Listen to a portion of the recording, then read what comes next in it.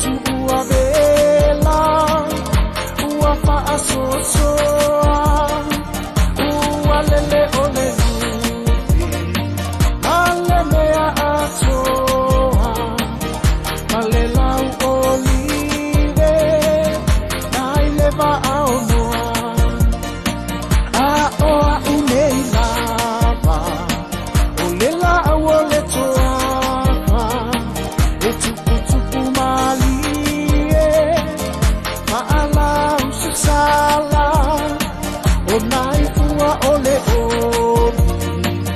oli o le toana no o pisasili le nu'u o loto fanatato muaia ua ma le fiafia Ma'afeio le matai ai nanai tapuamia Sale valasie O le ua matani O ua tusia I le talitani e tato muaia Ua ma le fiafia Ma'afeio le matai ai nanai tapuamia Sale valasie O le ua matani O ua tusia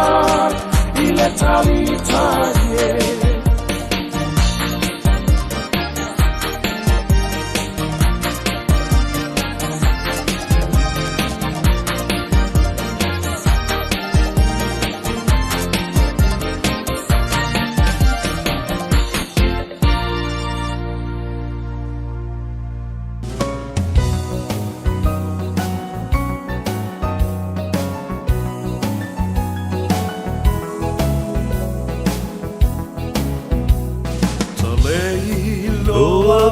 Fua lau ua umatala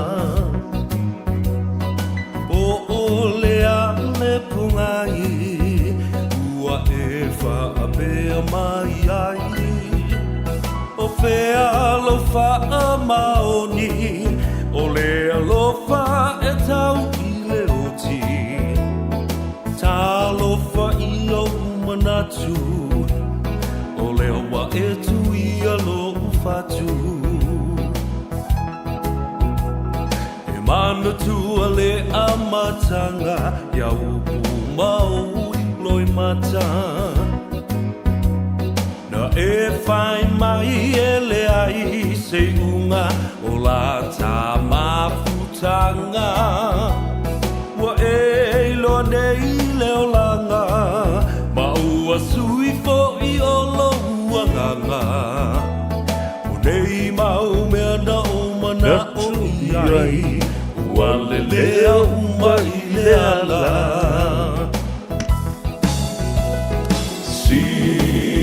Sila mai ai ia I nei mea ua o whai O lalo I fole tunga mau o te tau atu Ua o fo I mai ai Matu o sio uola Fasia I taifa I tionga Ae mo oe o te le I whaafiti Sa o whai o mea sili sili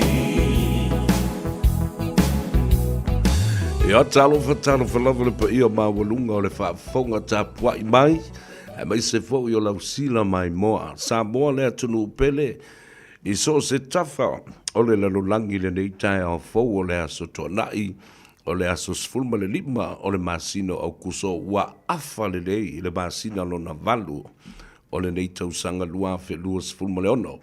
Lea ua te ala I titi lava le tu la sfulma le lua. I le au uli o le nei aso tonai ia I mātou I au kilani New Zealand nei. Ia, le lopo o tale tasi I Samoa. Ia, a o se teimi fo I po tau muli muli po o mua mua tu le teimi o au se tandia. Ai lea whaina, po lea le teimi a lea lea so ai o lea vanoa tā ua. Tātou te lau lua fesila whai ai. Ma whei loa I fo I ma lea tunu. I lunga o peau mangalu o le ea, le wha ua wina o le tautua, a le siu fonga o Samoa, le Radio Samoa.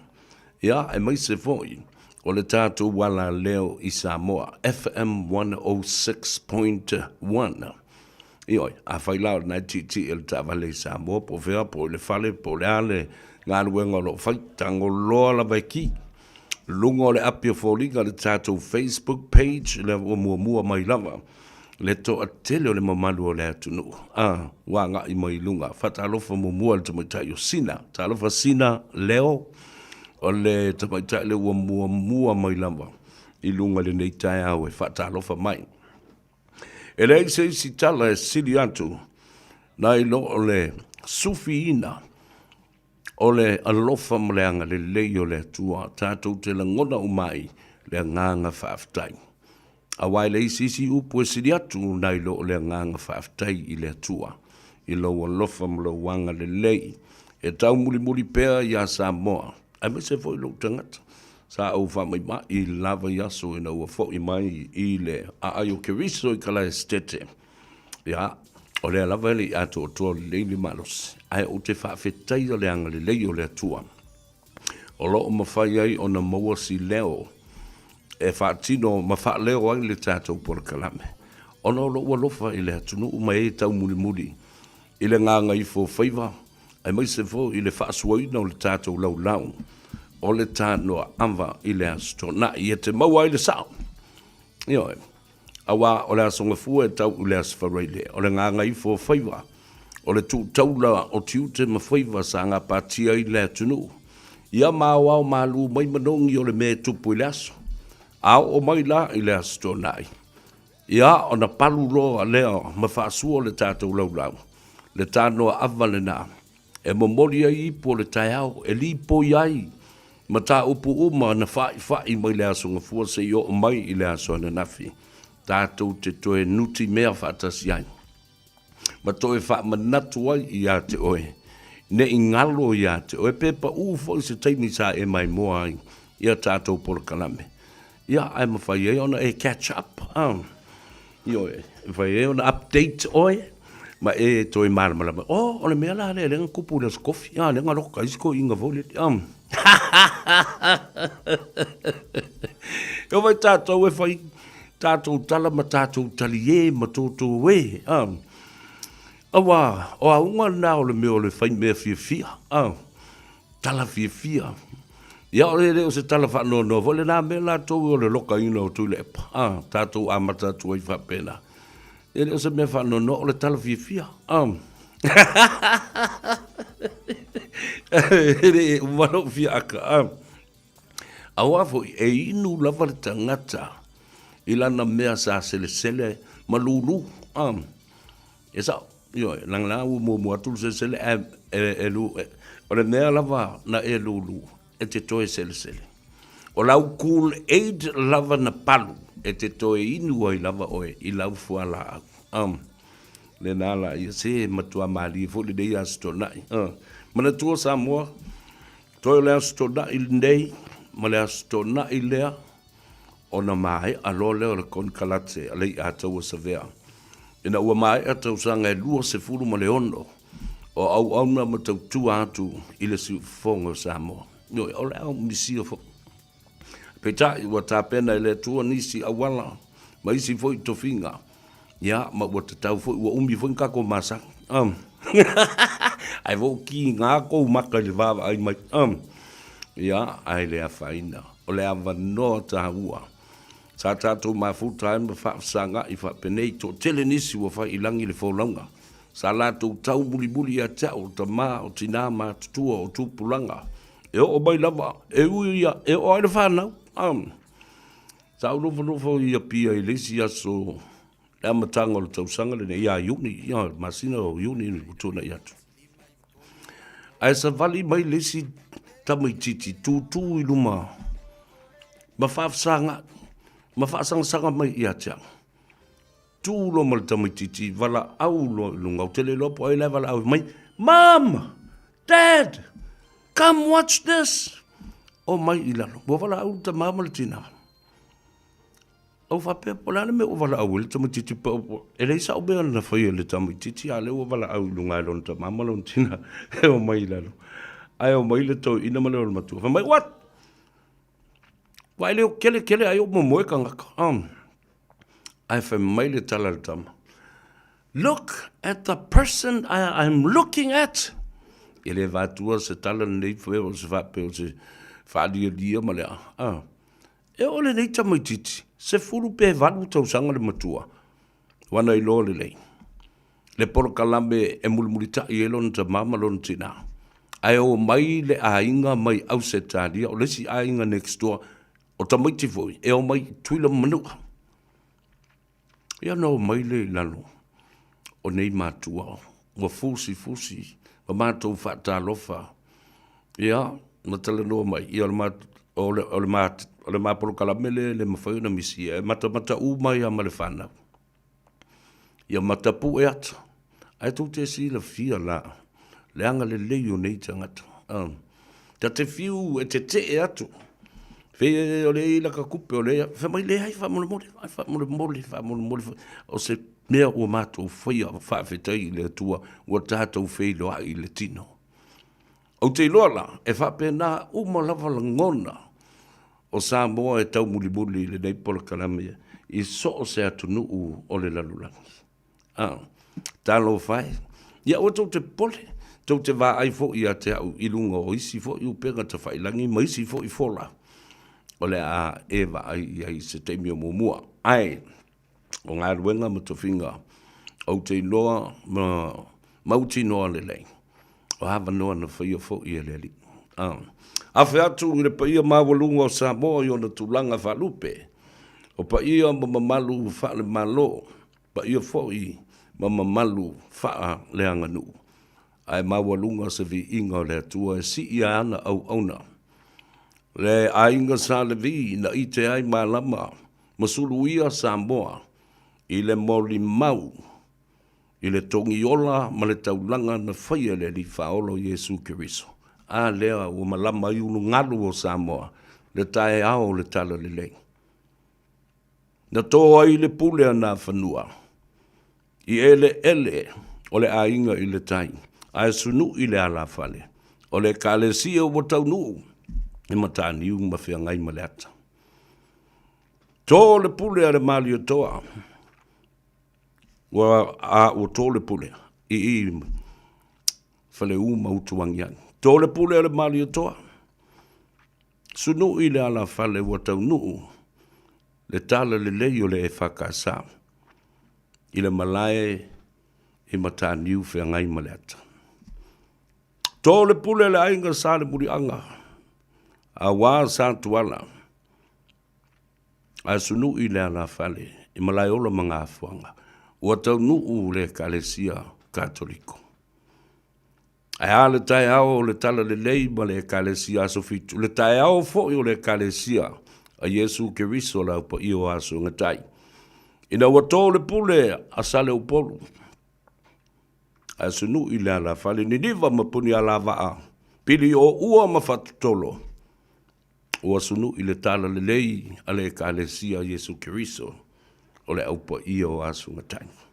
Ia lula ia leo o esu e mai le tae o lau tala le lei ma lau tapu inga.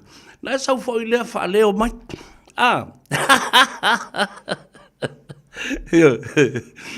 Ia le na e tā ua tele.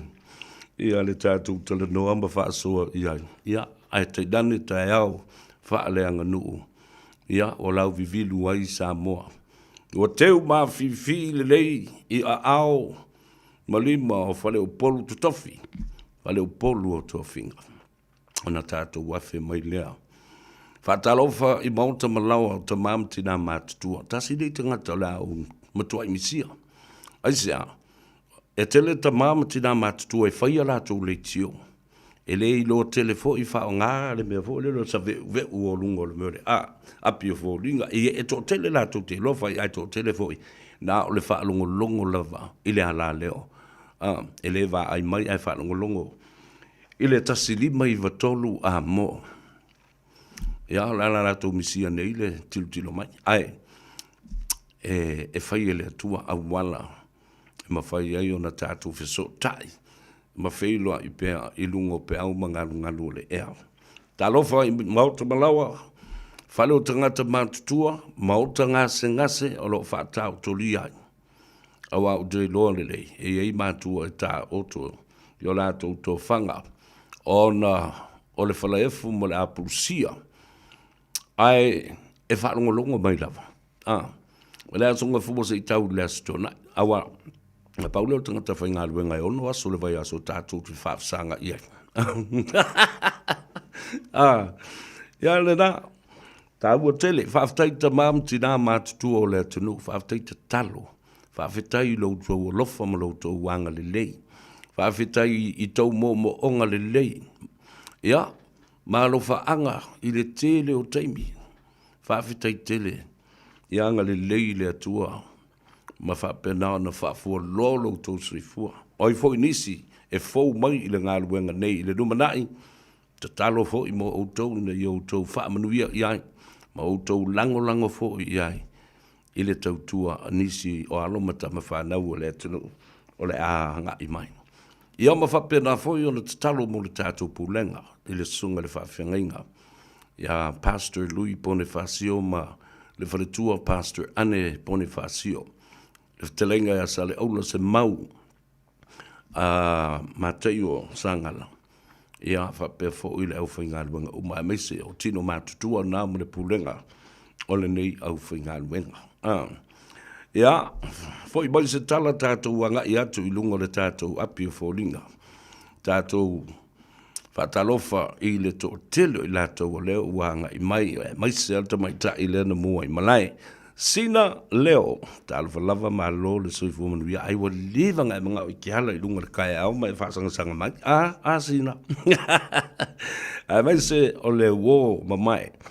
Le tabaya Hans Webster, his lovely wife and children and the family, watching from Perth in Western Australia. It's 9 minutes after 8 this morning. To Hans. So se tasi. Samoa olo olala. Ma papa au I lea foi I tu malo Australia, po lea foi stete Australia. O se stete tele, Perth and Western Australia is one of the largest state in the continent of Australia. Alofap Webster and the family, alole soifumanuia ile nei fo I tae au. O I la ni Samoa ro ngā lurua I nā ile maina I Gauguli.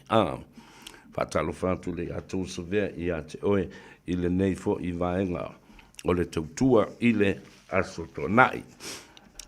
So le fai, so fatasi, talo fai Maureen Tufele, talo lava, malole so we are watching you severe from American Samoa in Falenu, talo fai, malole so we are, I must have put tattoo, ainga umalava, amata mai lava o pango sau inu uli, o mai malai imi, anga ia tulungo I me sepa, Aia whapefo I Falenu se yo o I leone.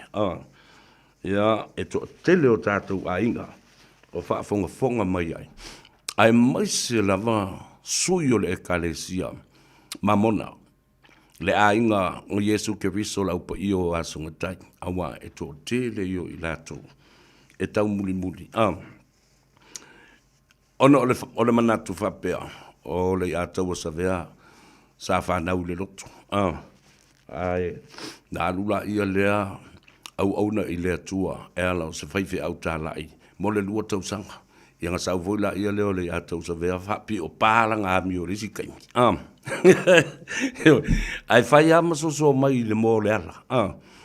Ia, tā ua tele, ai o lea nganga whaftai lea tua, o hawa noa sam whai unga noe. E whaina nā, wala unga o le tāla inga, o se whaiwhi au tāla, e ula I kanga ka vo ia mai, ma I mongo le kaimi ngi ka miki o mai. Ai te uta sila fia, e ese a wala na whaia le tua. I le taimi o le tangata, malona matua, e alua I e whaile ngā ruenga lea. Ai wai le whaingofi. Kau te atu I nuu mawhio anga. Ia, e tangia I o le lotu. E ulangia. E se a ia upu e whaingo ai o tau e tangata, ia o le sto ina na e mai vole ata matua ma uo ma mai, o to ina suafa ia papa, ina i pa o le to ina suafa ia pa ia ina i nganga i malai, fua lunga ma fua lano, e vai atu lole to ina o savaliane, ia au da le vea malana soa lau, mai, ma monga makaiku. E sere Maria. Fai so ala a mi o le to ina la, ala ma te ua. Fai mai lo ma lau soa palangi a teo, ali au da le vea. E te tau na tūta ua matali le to ina la. La le mea lai vala umali to ina, fai mai ma mona matai to vak. Lai fa malo ma ya oi fa malo ma ya fa ole upule na ole fa malo ma ole matai tu fa tu oi fa mai lo mal tala la so palangi te lo e tau na tu ta ua sis te mi tate pasi il fa lo to ina le tau na ta tu le ma fa ma luia fo to ina e va fa ka hel ba pasi mai no le isi aso ida da so na so ai toi vala au mai mapa ma monga makaiku ai vala au ilona tali e no ya nge mia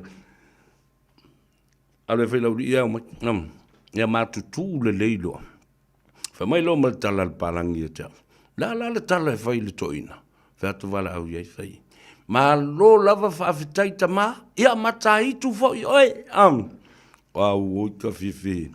Yo le mena tu. Ma tu lo eval au lo male fai au palangi e o. Isto ino pa. Wala au mai lo pa ai lo natali ina sua fa mia au te mana tu pe. Fa mai mia. Au mau mai au kuri mai kuri lo di ai mai le ma fai o mai. Ia tala mali o le ngalu. Ia tasin na ainga. Sa suru ye fai fe au ma vea mo la tu ai mai le nga yo le taua o le mamu mu atu te le ala mo isi fai fe au o mai foi la isi fai fe au o mau ese o ye ainga e alo lo fa i fai fe au o mo na fai le le yo la tu so tanga ma vale le ma fai fe au e o mai ala fe au fo ia ma o fo ia e tua ia masulu ia o la se me na mia o la tu loa a inga e alo lofa i whaifea.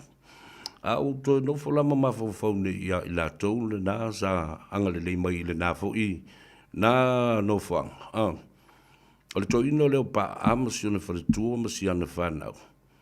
O le whaasolo atu i lalo leo i whalunga ma whalalo. O le whaasolo atu i o le to ino fuli palasi. Ma le whare tua, ma le whanau, o pela masi ona au ainga. O le uso ia sava inaia a Ioane masi o latou ainga. Whaasolo atu i lalo i sa tu i atua. Ile to ina e swafa i a taala.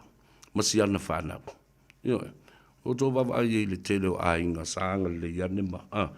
A o a vea na ainga. Ma ainga sa sulu i ai, ma mapu i ai whaife au taala. I fau i o mai ina ua alusi tanga ma avese atua i teita. Ia a o a inga lana, na mafua i lo na toi whātū le lotu. A wafo i na yeile mea na pewhea ai ia nganga i malai. O ne a tole nusu sunu umai lalo le whasa. Na umia lau na tapunia le na area mo le na sone. E le toi whai ai se lotu. A fi el tangata lotu savali anga i tanga, pe lotu savali anga i sangone. A ole vai te mitonu ale na whina ngalo i le tua. Ua ta tau o na toe ave ni whaife au e o e ta tala le area le na. Na toe whaulu ulu le savali a le atua ma le ekalesia i to tonu o le nuule. O ina ave na tofi e ia u le pelestene ma tau tia le toa e suafa e tanga loa malingi tia. Muangu tia mai sa le longo. Iwan. Awa ana watu ele malu, loto ma ngango le nu. Talu mai le whalawelawe na tupu i le atari o ta ala. I lalo i satu i atua ma maliuai. ia se tasi o le nuu. Ona e mafua mai I whai whe au ma le itangi o le kalesia. Se manu e le suia, le tō wha na liu o tō o nganga e malai. Wha mai toi whaatū le lotu. O whai whe au ia na I nei, o whai whe au tō toa nā lai na mi milo le tō wha ale I tū malo ma le whioanga. Ia toi wha ulu whale le kalesia Jesu Keriso lau pa I o asonga tai. Ma toe whaatu wina le whalesa. A o tō malanga nei la I whalesa, a ngā I le tūnena. E tau te a ea atu loa I sala I lua. Ina ua te atu le vau tele ma le vau tā I tanga. Tau atu loa I sala I lua. Ona u tau sila lola I le pei e tepa lau wa ai lunga. O le maunga le nā ea atu I le e wala I sa tui atua. No u tau sila le ia. O le fale sa sili le nā, ma le maota tāpua I sili le nā o na au le lei ia salawhai atoa. Ngā luenga na tuli au ma musui ai e le tua, ma le nganga le tua, le Palestine. A ve sa o ai I nā tangata le aldo le veo. E o mai le teimi le nei. E le ma whai o na ve sea lea I tū malo, amata mai sangone se ia tau mai lalo I whaalunga ma whaalalo, sa tu ia tua msala I lua, se o mai le vaute le itang. E le ma whaio na avesea malo fatu malo uanganga. Lea nganga whaafetai, I le alofo lea tua, na laio na toi suinga malie. Toi mo mori le tala leia lea tua, I to tonu o lea fio anga leo. Ia, tasi nana I tala malie fo o lea fo I ngā luenga. Ai tele le sona na o au ina mai ai. Tau te atu I tono le nuu ma o le ngā luenga lea, o tala vaua. E a mio whaatama I titi fo.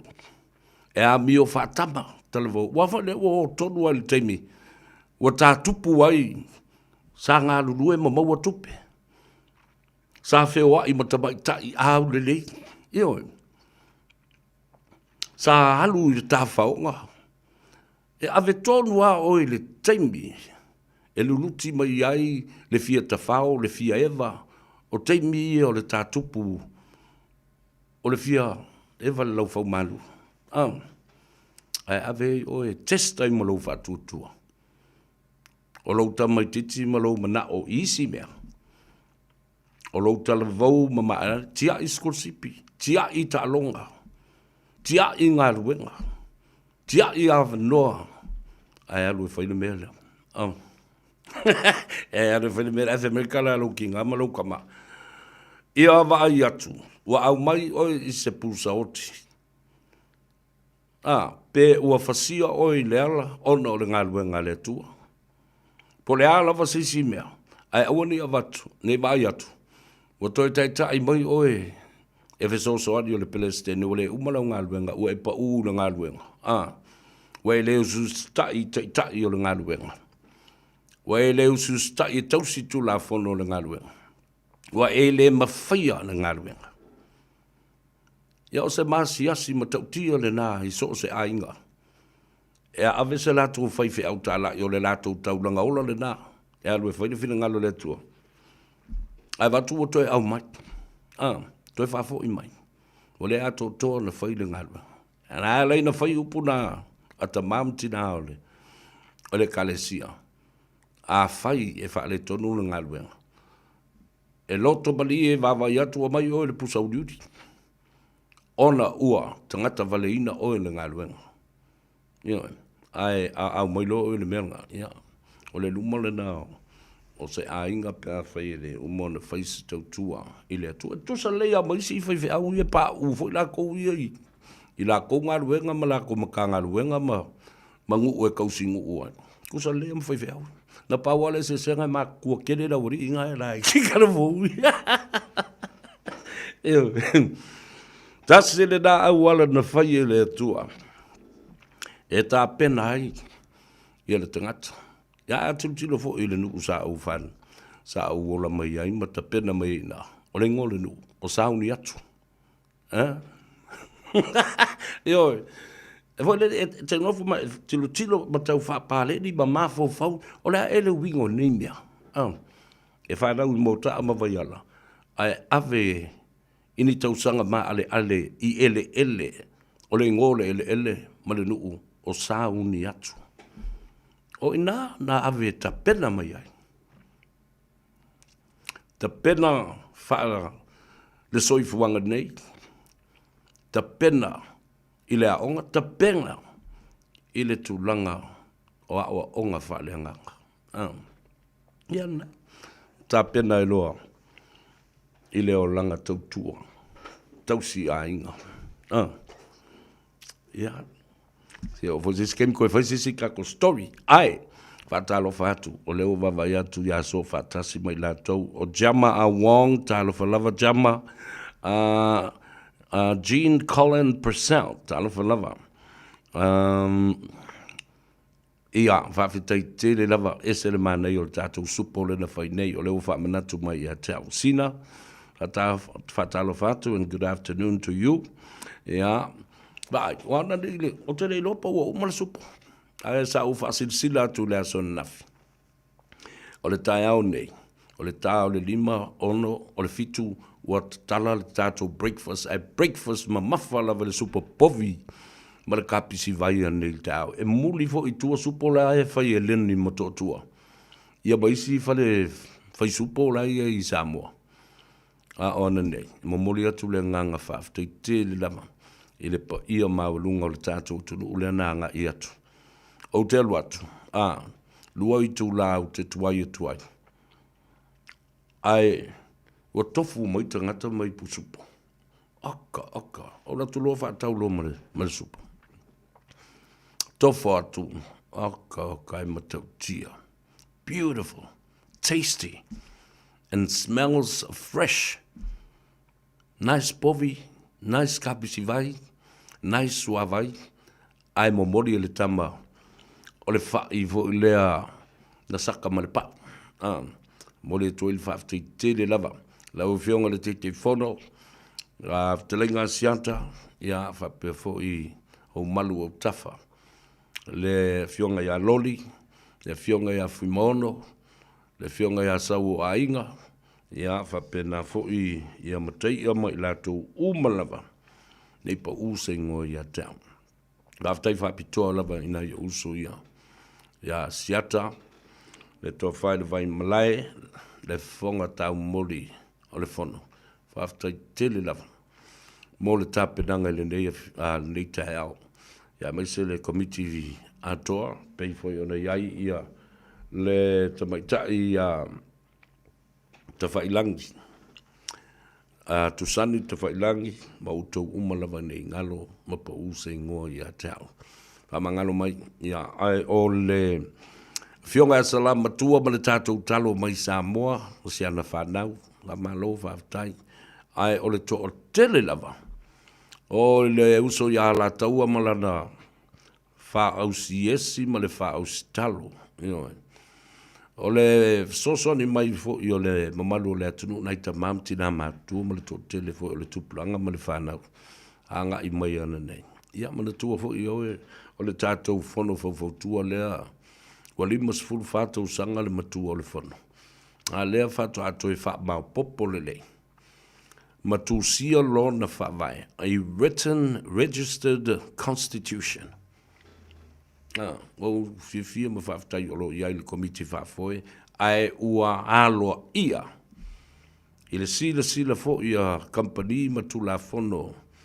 E au fia I le wha maupopoina o mafutanga whapenei, ma wha la popotonga whapenei. I le sila ale tu la fono I New Zealand nei. E tō tele ala wani ia e o matau ai maa mai. Ai mai se ale media propaganda regime lea. Atu le epa male HRPP, e malka me kiki le leo kanata. Le li I leo o whalawas. E o tala noa, matau ai maa mai I le fono tele a Samoa, o le vai tele lea. Ele eise wha polokiki ai, ele eise fast, ele eise HRPP, po le supo, po ai lava po le tautua, le ai. E te sau malo nganga mama I tonu I. O le ale tō whinga e la fuatu mo te ngalue. A e alu ese atu fo i male fono. E te alua oe. E te tau muli i le vaenga whai e te iai. A e sau le fono. O le vai tele tātou te utu vai ai. Māsu vai iai. E le se fono le parmio. E le se whalapa putonga le konsula. Se i whasa o atu le mea le na. A o taula ia taltala noa mai le mea lea. Ana iaini o tau wate, man tau pute, man i o tau fatu tu lau whafonga le tenu. O mai lai. O mai le mea lea. O mai tātou ngā lului whatasi tu tonu i.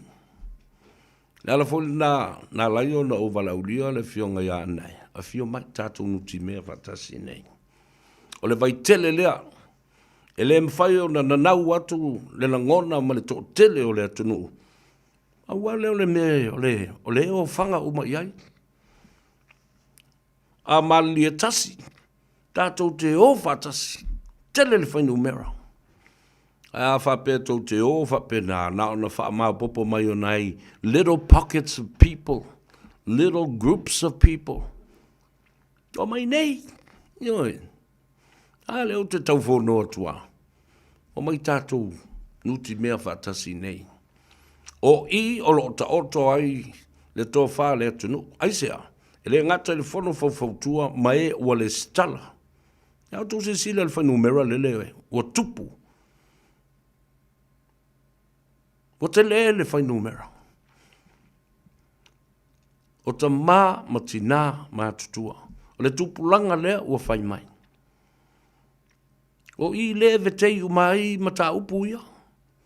Awa a tātou wō lofo ila e talano ina le tātou si tseni le na whainei. E le ngata le whanu whautua, o lo la lango ma i ai le malo e ta wala mai le tamal malo, le fionga le konsula. His Excellency e tama a sātunu ma whanu. Na o fionga a whi mata, ma le whale tua, whapea fōi le mamalu le au waa ma le au whainga aluenga atoa. A le ofisa o le konsula e Malta Samoa. Nā ua lua mafta.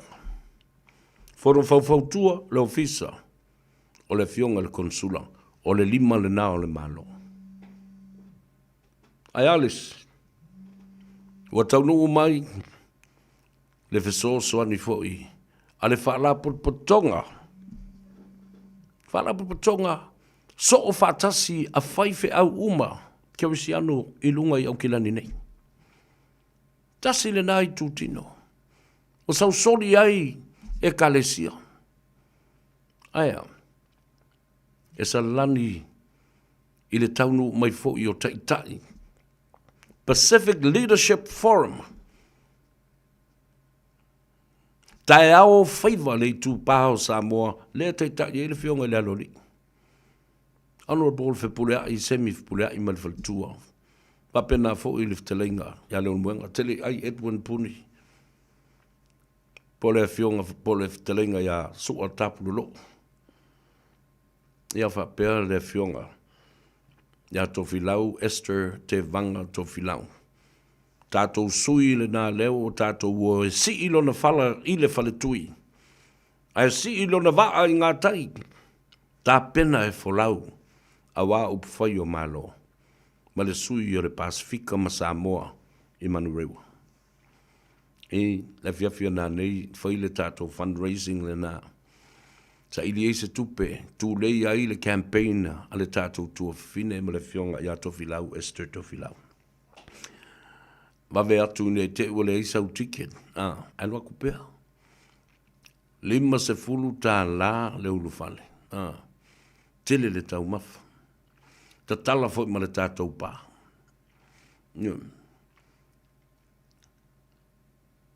A inga, wō mai masani. Pā anga tō tino. Afio mai. I la leo te mana o ai. E lote ai fo ila mana mata upule au mai nei e le fionga le tama tau ana. Ia anai afre nai. Le free visa lepe fa fair na fight. The emergency visa lepe fa fair na fight. Whai mai le toi whaia se application I o I Samoa. Nau tutongi alo pasese mai punga lunga le waa mai taunu umai lo I whai whato a whailau application. I le malai valele I au kila. O le fasili la le tule mai. What are the logistics? Whaafewhea, na ona whepunga I lunga le valele o mai nei. Le ai se police clearance. Whaafena I loe, leo la au mai si criminals I o mai Samoa. Tau nuu mai nei, o ka se laina.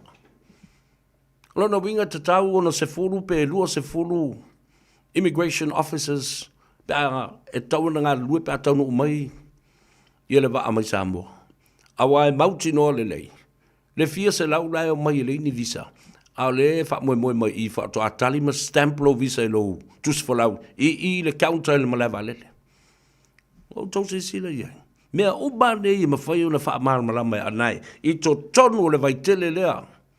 O na ngā wai leo loto ma nganga o tangata.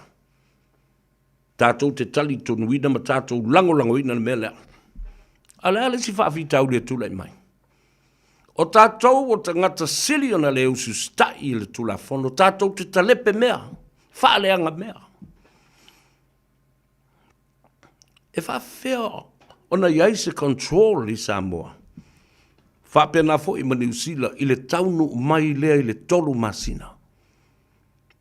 E te nofo fua ai me e whewhewha I solo. O au me whai mau ki whingai whai. A o ai e sili o na lātou soli le tula whono o le overstayer. O tātou. O I tātou lava. O I tātou lava tātou te soli le tula whono. Leo si ustai. Na whai mua fo I whawhai ngofia visa le telo tau sango mawai.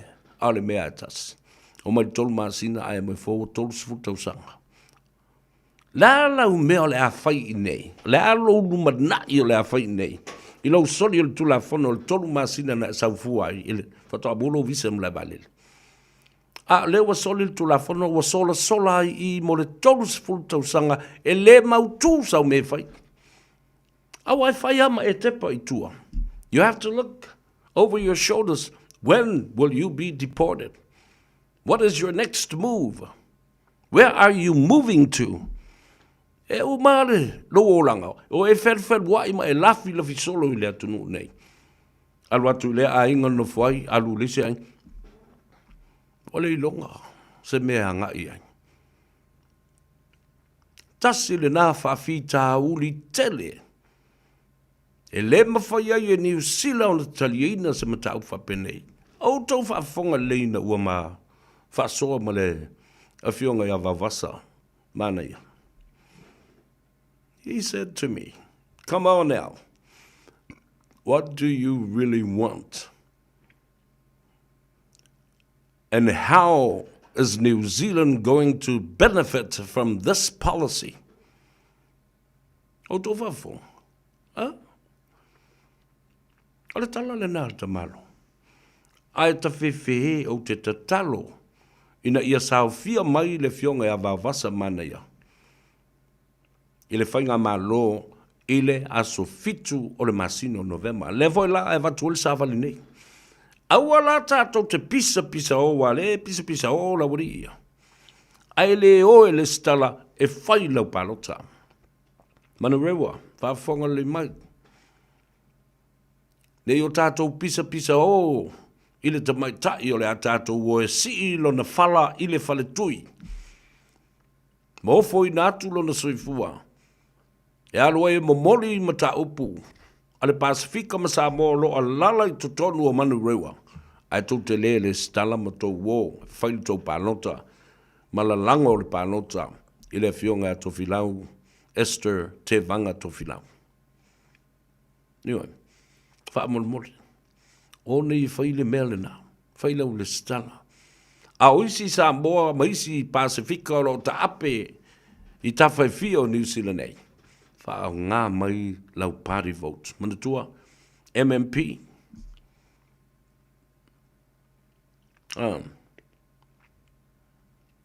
ta ua I au palota na lua.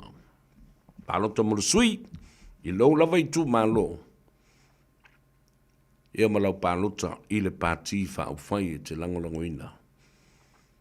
So se mea lava la o le tunu ua te alalai. Palota I lau sui le nai lo I tu malo. Au lau palota mo le pati fa au fai. Avane lau palota. Ave lau e kisi. Ia vavasa mana ia male Winston Peters campaign. A pe fo I le fionga to filau. Esther te vanga to filau. Ta ua le na. Ai o lea la a mo toi fo I mai lau tala I le mata upu lea. Ia sausa o la vala ia I le savali lea. Ma wha manino ina. Wano wawa ia tu le whaatal noanga a anai. Ma le select committee lea na iai ma le a fionga ia Greg O'Connor. He o ia sa a vea fo min stau leo leo lisi vai tau. O le tele lau fesili ia. E ta tau o na tuu iai ni tali. Ai o le wha marama maina o le toa wha Samoa.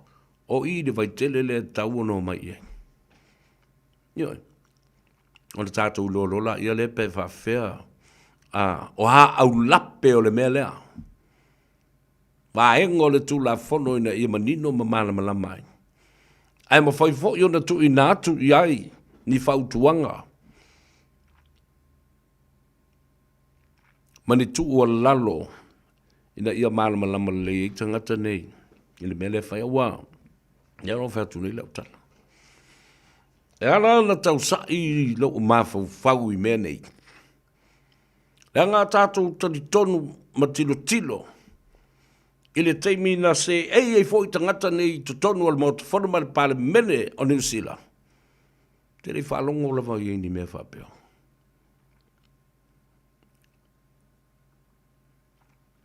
E mo I na o langono I uleo I nai whinaunga e mo mori eni matapuna. A o lea, o te whai atu, o le malo si anga o loo I tangata I fafo mai o le pale mene. Le masani o na uwhai atu e lau tala. E le ai sa upanga. Le au whasa la uma nei le momoringa o tō wha, a vaenga whai nei, ma pati whai nei, ma tai tai. Le anga fo I e tele le teimi e alu I le mo le tau wha leanga. Ai la I titi le teimi e alu I e promote ai ma faufaunga. E mo moli ai le tō wha, a lea tai tai, ma lea tai tai. Ma lea nawa tau o umana maliria I ai. Le vaenga whai le nei, ma le whaafale tui. Awa, tātou te le maua se mea, I le mea le tau wha leanga. Concentrate and focus on your own campaign, your own manifesto. There's too much time spent and wasting time defaming somebody and not concentrating on your own manifesto, the new ideas. Because why? I say, o tangata ia I lalo I. Tangata pālota ia I lalo I e whaia le whai unga le mele e tau te whaia. Leo o tau silsila whaafia iai. Tu lai mai iai le fast. Whate ta inga sili le nao na matautia. O mai le lato media. Whatala noa whaleanga. Whatala noa whaleanga lava ia laudi. Ma le vaenga whaafai le fast. Nal whatala noa ma whaleanga ta lepe ma tau mwhai e sofa. Ai ua le tala noa I le lato. Anava tau matango fio le kola. O ia manuia ai tangata pālota ia e oi whai le kisi. Ia nea le no whai atu. I le maana malama tangata nei. I le mamolinga se tō whama se anga waa ai maise ai kia foula nei e manuia ai tangata. Why? The most important people are at the grassroots level. Why? They are the employers of the country. Tangata nei o na ia le company, o ai le company, O le atunu ma le malo Samoa. Le ale me fai e tangata nei. O la tau i o pule. La tau te whaafai ngā luenga ina. Ma fai le tofinga o oe te sao mai i le tofi. O le i tū malo. It is a sale talana. It's very simple. But that is what happened. And it became a crisis and chaotic for HRPP and Tuila Epa. Even himself. Lona tau whaleanga, ole tanga i masila totoa. I le tāua o le nawa tau lea o la tau fausia. So what happens? Lona tau whaleanga lawa lea na loka i nei leo i le stofi.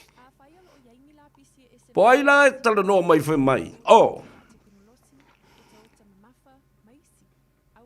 He went in voluntarily. Nā alu to tonu leanga, ua umana whatonu atu oi. Sari, ta wale mga ole ya oi.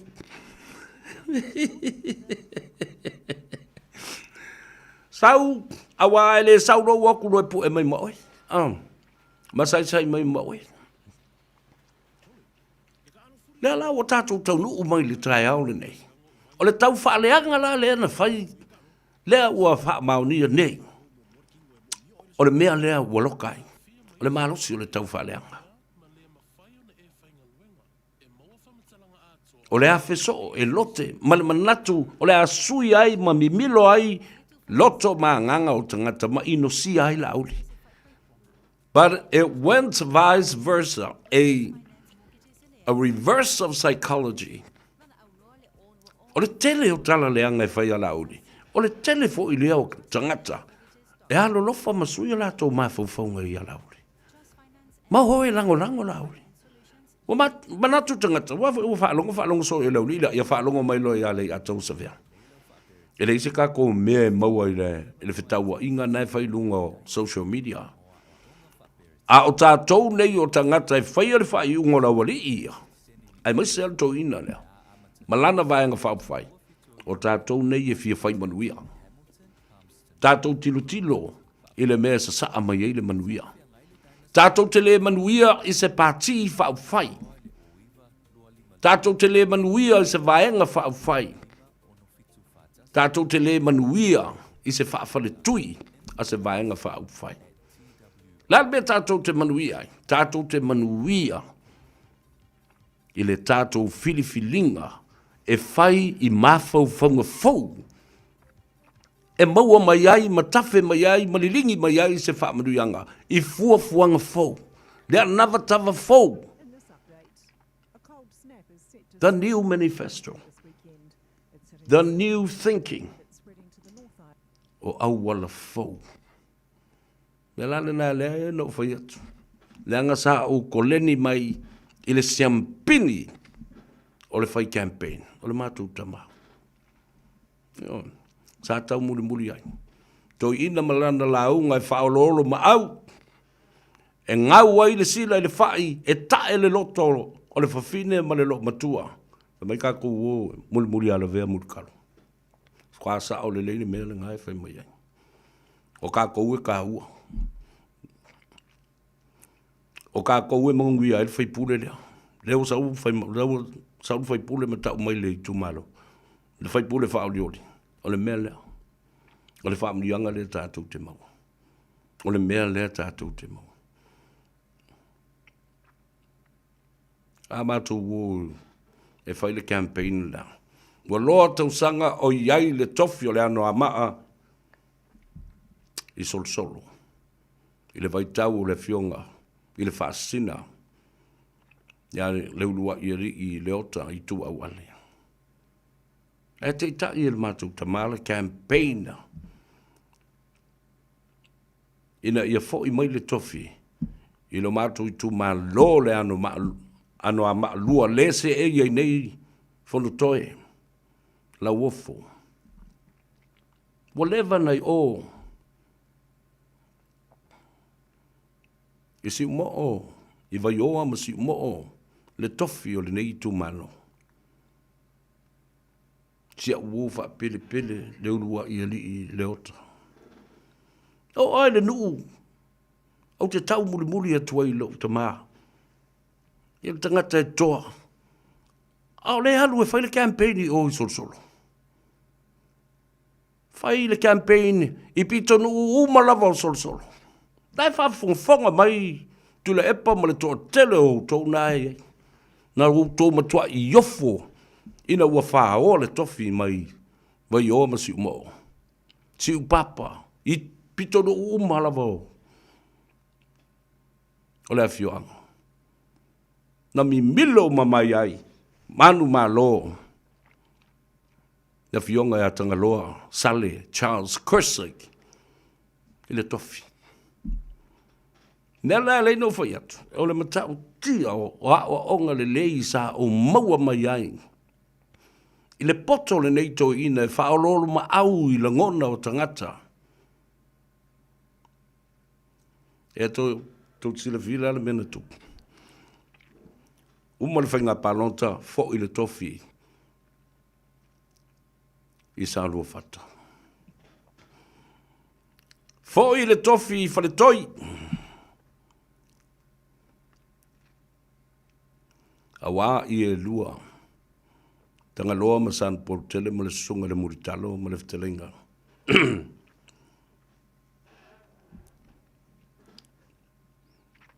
I le tapua inga. Le nofo i tu a inga i a salu fata. Mela le nofo i atu. Matau tia. Mela sa o wa o ina mai ai. I le poto. Le anga waa. A o le tō whae mori ai.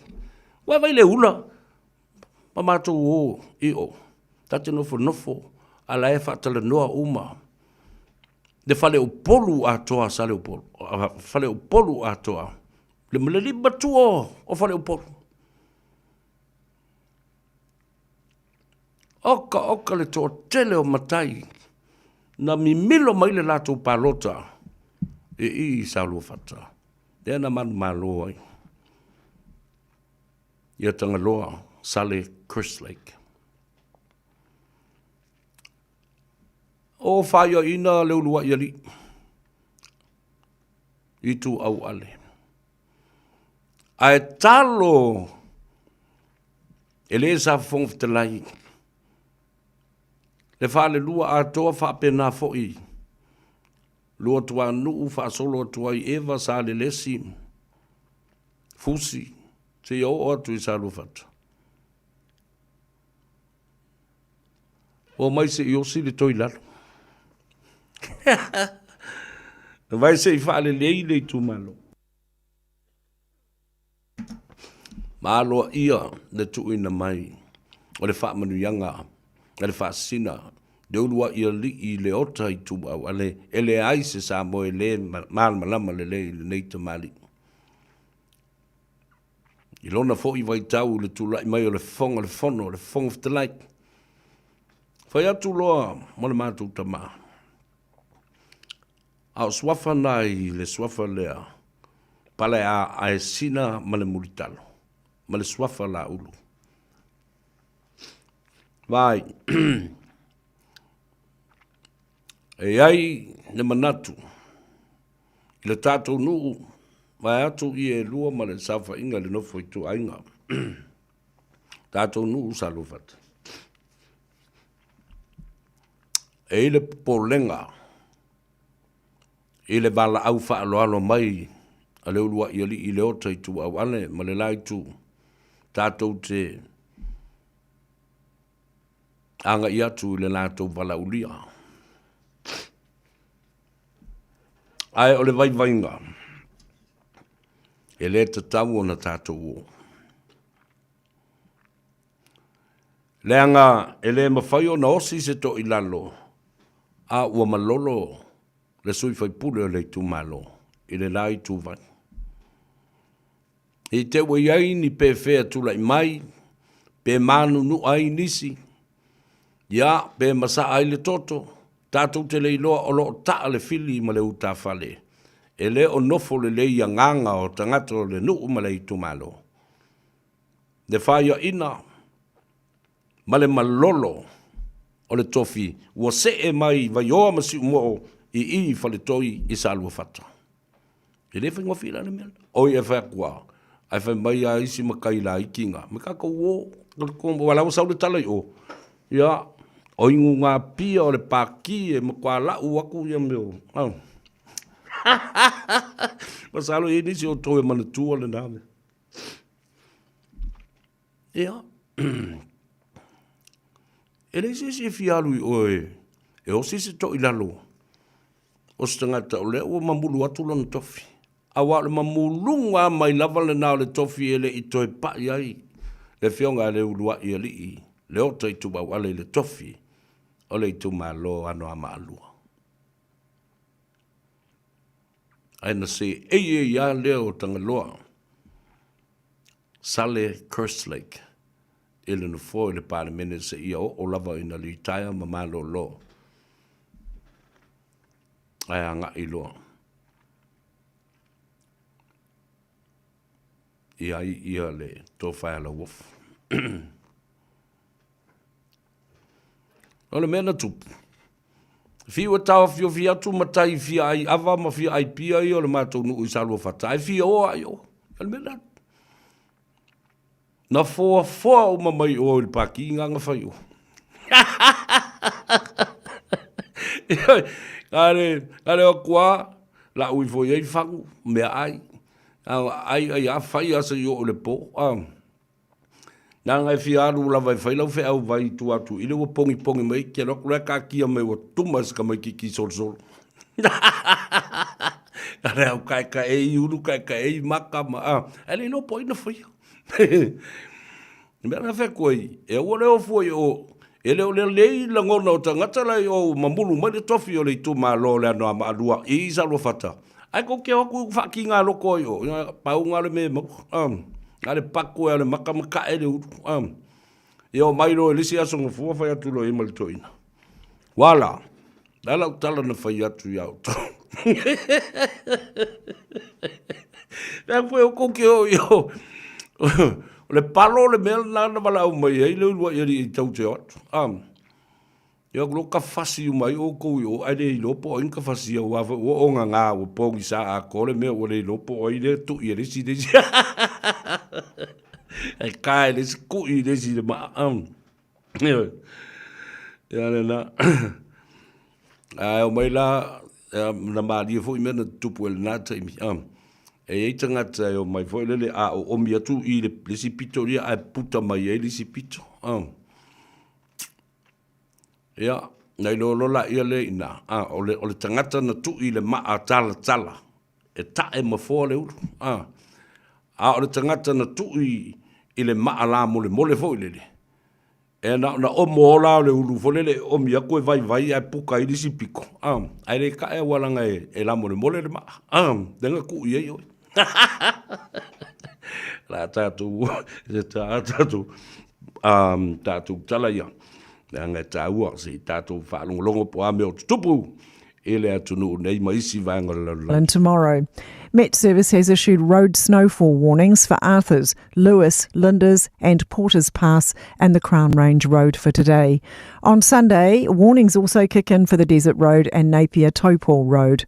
Met Service meteorologist Ethan Walton-Jones says temperatures will reach their coldest tomorrow night. We're going to see Mount Cook Village get down to -7, Twizel's going to get down to -6, and then we've got places like Timaru getting down to -3 on Sunday night. Christchurch police are investigating a dog attack which has left a young child dead in Aranui. Emergency services were called to a home on Basingstoke Street yesterday afternoon following a report of a child sustaining serious dog bite injuries. They arrived on the scene to find a young child in a critical condition, and despite the immediate efforts of first responders and a member of the household, the child died from their injuries. Police say the dog involved is known to the occupants and lived at the property. Inquiries are ongoing and the occupants of the house are assisting police. Luigi Mangione has pleaded guilty to federal charges of stalking United Healthcare boss Brian Thompson. The 28-year-old still faces 8 state charges, including second-degree murder, after Thompson was killed in 2024. Sky News US correspondent James Matthews says Mangione admits travelling to New York with the intent to kill Thompson. And spoke about how he used a 3D printer to make the gun and silencer, told how he shot Mr. Thompson in the back. Sentencing for the stalking charges will be in December, with the murder trial due to begin in September. Good roading links are being highlighted as crucial to the South Island's economic growth. National South Island election policy puts a focus on transport infrastructure and improving connections between communities. That's news. In sport, a rare opportunity to break a 22-year drought is spurring Bay of Plenty on ahead of their NPC match with Ranfurly Shield holders Canterbury. The Steamers last hoisted the log of wood in 2004. Coach Richard Watt says they're ready to fight. When a guy challenges for the heavyweight title, mate, he's got to get in there, he's got to throw punches, he's not going to win the title any other way. So we're definitely going down with that mindset that we're going to throw punches and throw everything at it. Leave no stone unturned, really. Kick-off is at 2:05pm. Former All Blacks and Crusaders coach Scott Robertson has declined an offer to become the inaugural coach of potential new NRL side, the Southern Orcas. And a disastrous start to IndyCar's new street course race in Canada. The series has been forced to postpone the first practice session in Markham, Ontario, until tomorrow afternoon due to the promoters not having the track ready. That's sport. I'm Sandy Hodge. Radio Samoa. Taslima Ivatol Amo.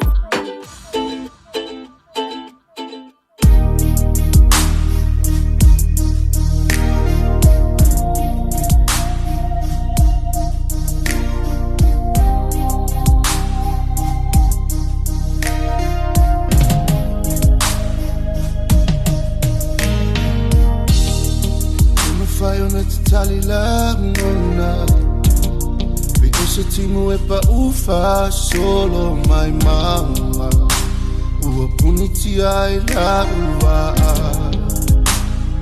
na na na ua pua wa nei hangona ua liwa e no ua lofa ua puniti ai la ua na na na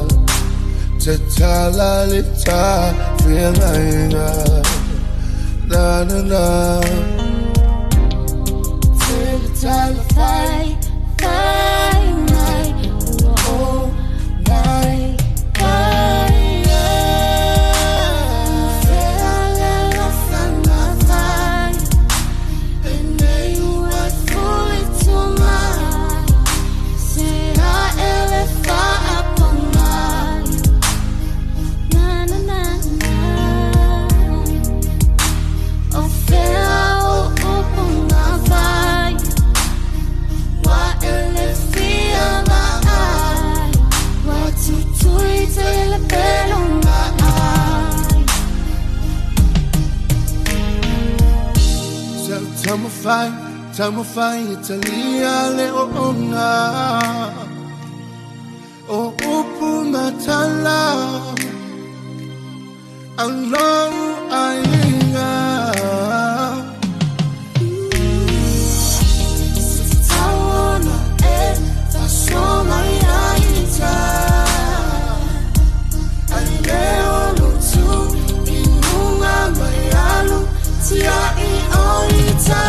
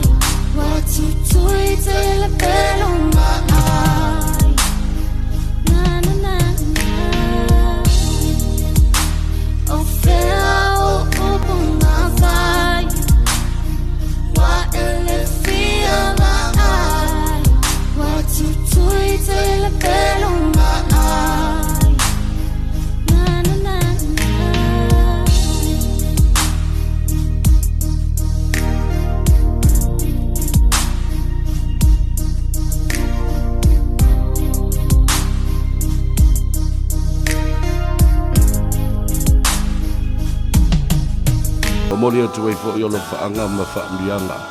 Ele ngata I le uso ya yopu fa ibalu ya ai fa pena fo ile sunga ile fa fenga.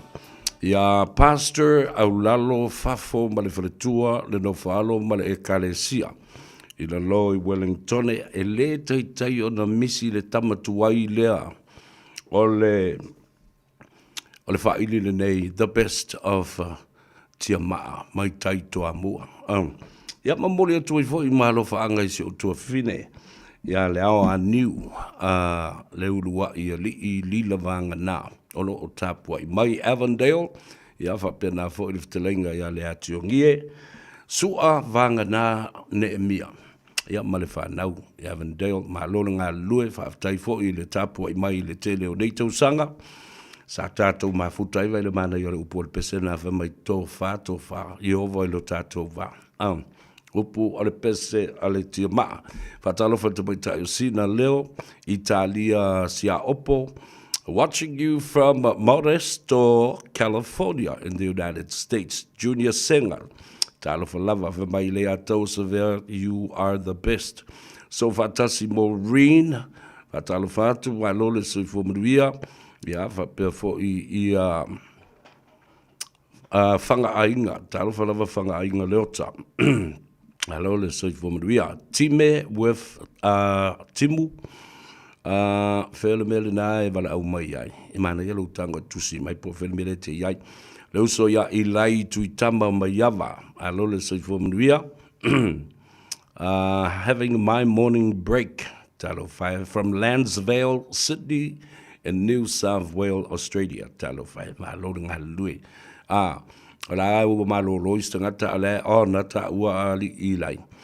O Susana au male ingoa talo falava fa aftai le mafuta mai li lua manga talo fa alo le soifua tu fal tato por klama le tabai tai o Violet I ua malo fui maono ya fa pe foi ortineru talo fa ortineru polonga alo le soifua maduia fa aftai le mafuta mai ya share tato por klama alo le na foi tango fai pa so fi ngalo o le uso ya tisi na pati ave soli fa pe foi se poima Pesaleli, Talfalava, watching you from Kalihi in Hawaii. Aloha to you and to all our friends and families in Lahaina, Maui, Kahului, ia whapewhoi lātou a lot of whaalongolongo mai I nai kane oe. Ia whapewhoi I tātou ainga umalawa I la ie. La ie I oahu. Whatalu whatu te lenga waina lepa, mano, leuli, mano, ia te oe ma le tausi, ia whapewhoi le no whaalo ma le aingali, I whaftai le mafuta mai, leo toi mamau fo ia tātou whiloa I lungo le malai.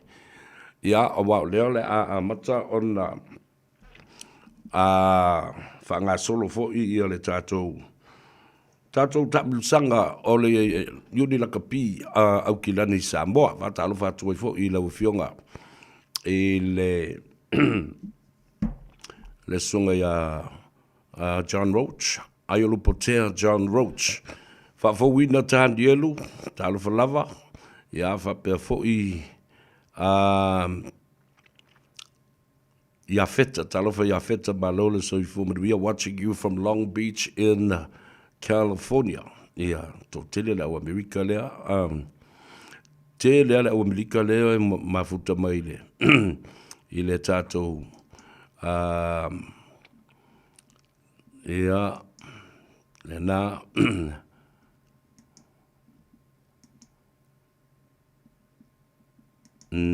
olha Cília, talofa. Sarah Belfort. Sarah Belfort, talofalava. Alo le soifomria. O tausili tuai malo talofauso. Abumoelo manria oe male ainga. O fasalalau nua. Talofalava malo le soifomria. Ya na fatali talofalava. Ya fa perfo I oile talofai. Kai kele fo ile. Le message lea. O talalalo Robertson Autanga Veia, talafalava, malole sui fomanduia.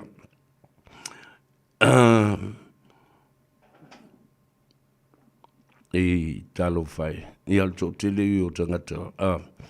O le etusi mai o lato finangalo. I le lato whaafetaia. Ua loka I le stofisto ina se iawa o mawhai e se le sona le leilo na mawhau. Awa o le si mea le nā le o tau whisiringia nei. Na o tango atu stusi le pōna pō.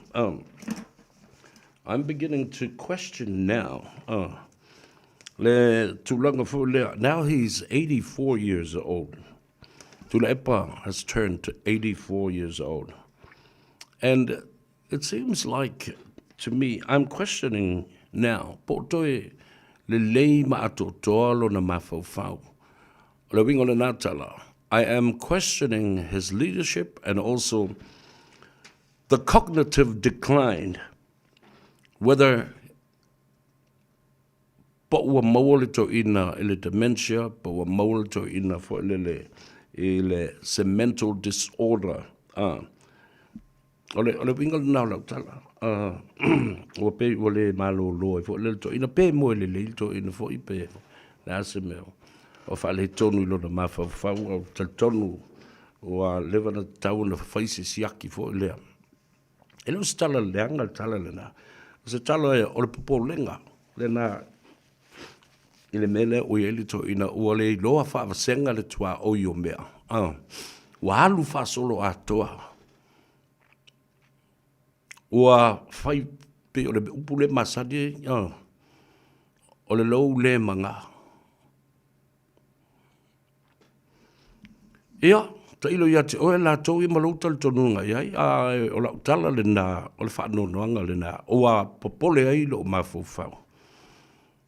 Ai, pete tau na siaki le leil to ina. Hope Niki, ta alofa lava, Timu Enoka, ta alofa lava, ma lola soi fomanuia. Whawhitai le mafuta mai. Mana I le tufo le tātou por kalame. Ina ia mawai fo I le avanoa. Tadi I fo I istangata. O le o monga. Talofa monga, watching you from Tacoma, Seattle, Washington. To te le ala o Amerika le. Anga I mai lunga tātou por kalame. Ala tātou ua tāle pese lea. Manisi o tātou whaasisilanga ia. Ona o le tūlanga o le fia whaataladoina o le li pule o le tātou company ta'vale o le Omega Cars.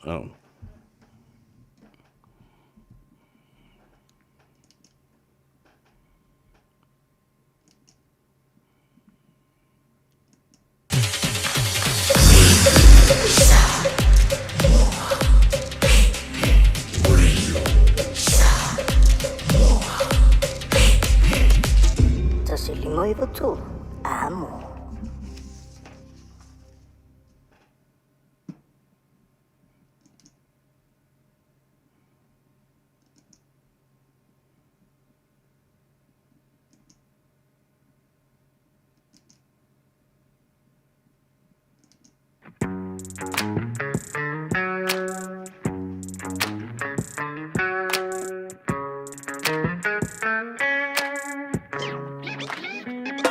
Awa eke aka ali ikama se ifai ya kuosia ukala. Awa eke lafi asau iluma paali mai ukala luma. Ai maualole ova asikama osolo ile sapelu male maa. Se ono sai loko aunque fia poco o anga aleki apolo esa ulava e ka falso sola le ai oso ai o ki polo e ai oso sifi ka fa manifi se ua o palo ka la kiki le mea konula le o ke fai a kuai hey ua i mai oso mai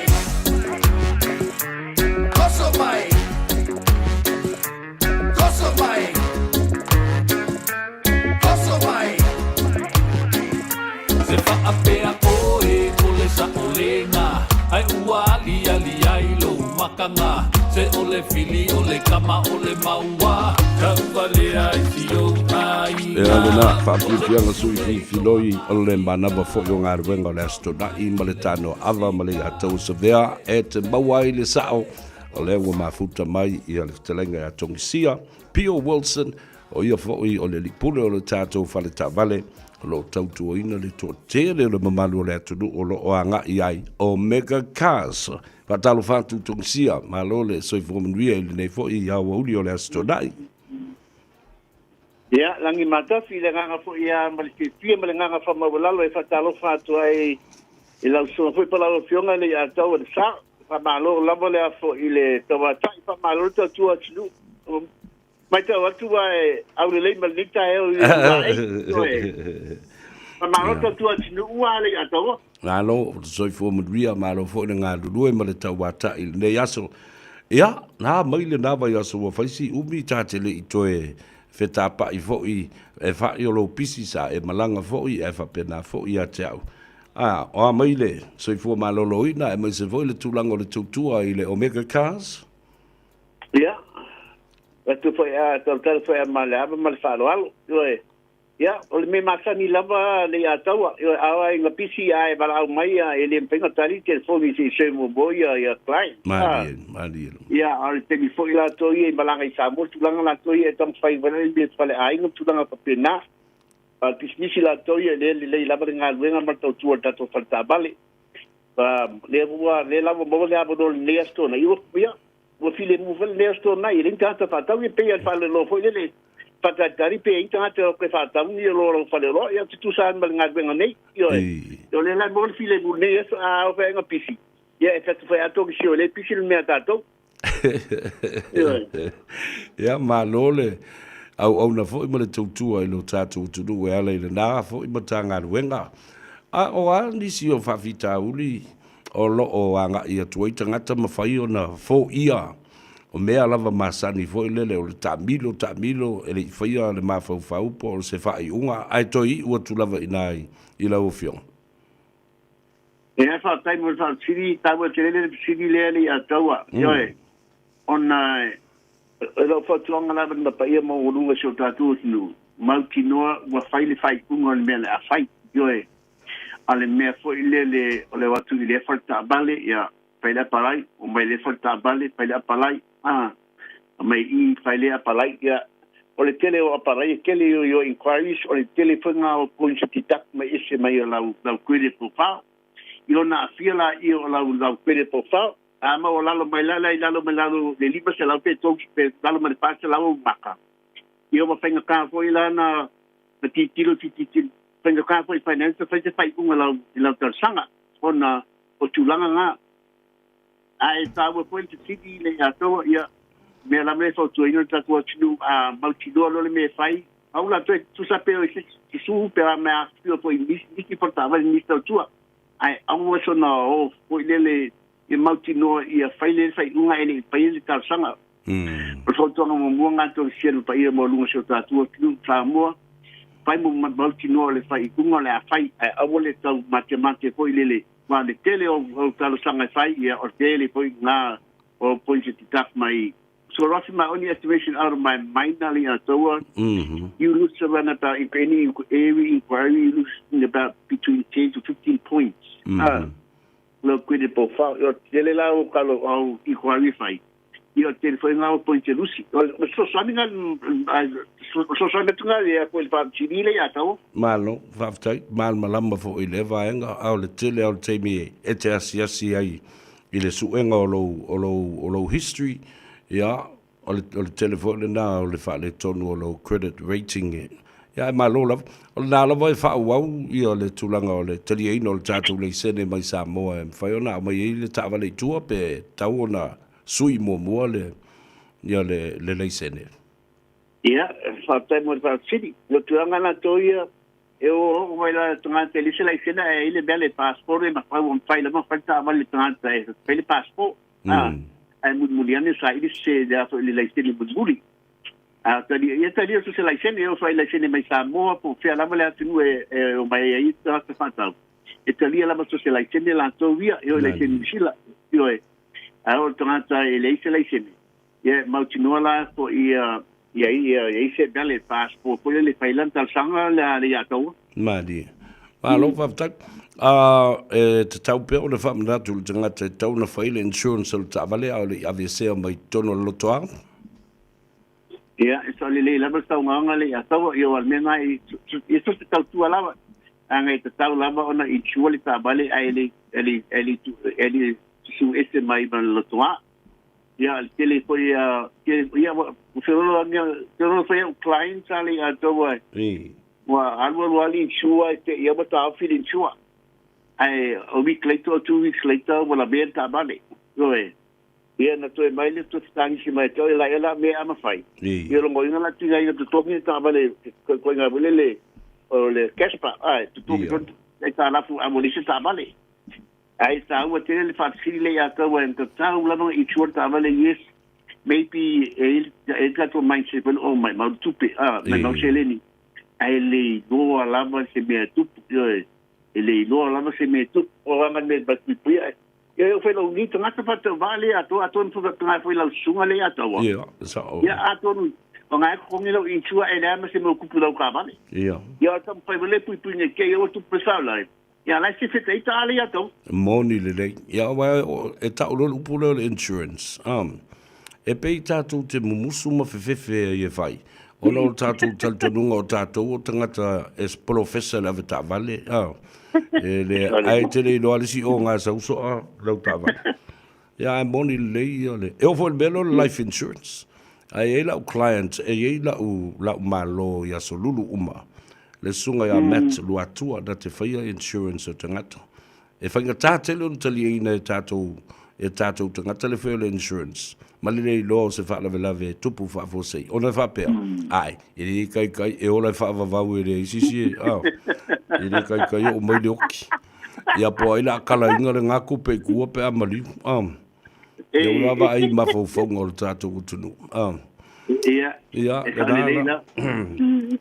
la foto yo au ma fana fa o mo bai po ani si vai nga te fia sa no ia I mata volunga tuele ta no nga le ya woli le ngangal bal fa taile ya tawa fa taile fo ya na o fio ma fo ile amana ia me porto tu ta to falta vale me ka kas le tu la le uri ya le bi inga la me fa fo ya te ia le te ina me lo soi fu sho ta tu tu fa pe sho ma to volo bai ele wata tu pela e dumonu ale tu onu patalo fa tu anga sa mo fa malo se tu mo dia fa malo solo mo dia ya ma fa mana tu ale para state para state le sta mo se tema ya le peta tu specie mo le liba se la tala toma se lia la sanga tagile con calate ya o sa ale liba se la tala te na lo pele ka kan te toma mo le so toma ai te nani poi em pai mo foi mana foi la mo fi ya ma tu danga ia o tato tolu te sanga le manto te vai lo sal le sta la ina ta vale e pai fua pai la bona fitness e pai fua pai na por service e pai fua mo tolu sanga mo la con calate ya tele ta le fai la piringa Samoa ya te mana tu fa tu fa to ba lo o nga tu sia e mo fa ma me te finance yo e mala me uma ai le fai lo fai uma fa wau to sanga pe fai le to sanga yo tulanga na tu mo fa so to si ai tele ta bali Samoa tele ta le fai la piringa mana tu o tau ta tu ta bali un fa malama e mawhai lava o na whitutu nai. Ia, depends lava o le outcome o le afo i le fo i le tupele e pūma le finance. Ia manisi tūlanga la toi, au le pole tele tūlanga tau ta vale la toi, whaiana o sosani te mosina po u. Manisi tūlanga ki marama mai su mai matola mai au. I le lusa lau Kevin Stripe. Lusa lau Kevin Stripe i nei papa toi i mankau. E wala amai fo le tatu landline, o le oiva lua fitu lima balu tasilua, oiva lua fitu lima balu tasilua. Ia pola te ponta veai, o le olua tasi, pākitu ono, lima vātasi, olua tasi, pākitu ono, lima vātasi. Ia whamunia tele le tua, ia whaimalo filima ne ia taua. Ia awa lama le whawhiwhi le muina o le tatu atunu o le nei vai tau e mese le nei asto nai. Ia emanuia tele lama whaimalo filima. Moso toa wha, ia mai mo foi so fina ngau. Ia ma lama tau tuino tatu atunu, ia mo te nei, pato whawhat fue tu elosoa le a taua. Whawhati tele lava tongisia, whaamanuia atu fo i ngā ruenga o toi o nei aso, e mese sa uninga o le sapati le aso o tai au, ai whaasoifua ia oe le usopele, manuia tele e nei awauli, whaasoifua ia. Ia, soifua mai manuia. Ia, le na, talanoanga ma le li pule o le tātou whale vale, le Omega Cars e te maua i le tuatusi lua se lau Cavendish Drive i nai papatoitoe. I manu kau nei, ia, o le fionga i le li pule, ia, e mwhai o na wala au iai, le toa whai a tongsia Pio Wilson i lana telefoni, o lua tasi, whaafitu ono, lima whaatasi. O lua tasi, whaafitu ono, lima whaatasi, ia pa o le ofisa foi, lua fitu, lima valu tasi lua. Lua fitu, lima valu tasi lua. Ma neia le whaboeboe le nā. O le Father's Day special i le vaia sofau, whaataulau ta vale, maua le mea lofa lima se lau. Tā la mai i le tātou whale ta vale le nā. E tofa tongisia Pio Wilson ma lau whingaruenga ale Omega Cars i manukau nei. Ia, o le tātou wō e tāna i e tātou whasisilanga tā ua nei, fo i mai. Wha au wau, le o ranga ma le tautua, le ana awamua i le atua i le tai au nei. Ia, mo mori fo i pu o le tai au. Ia, tapa se awa i le whaafonga tāpua i mai o le atunu. Ia, e mai se fo i, o le TANOA AVA, e te maua i le sau. O talofa ia monga tana, le ala wilo atu, monga tana to o malatai. Yeah, watching you from Tacoma, Seattle, and Washington. Hope Nikki, watching you from Victoria, Melbourne, Australia. Polonga leo pena unasa, talo falava, fafta yuso. Sunga ya akui tala lelei. Manuele Purusila, talo falava. Ya fa pefo le tumai tai o penina sua, talo fa penina. Loto fusi. Talo fatu, talo falava malole soifu manuia. O Turifau Samasori,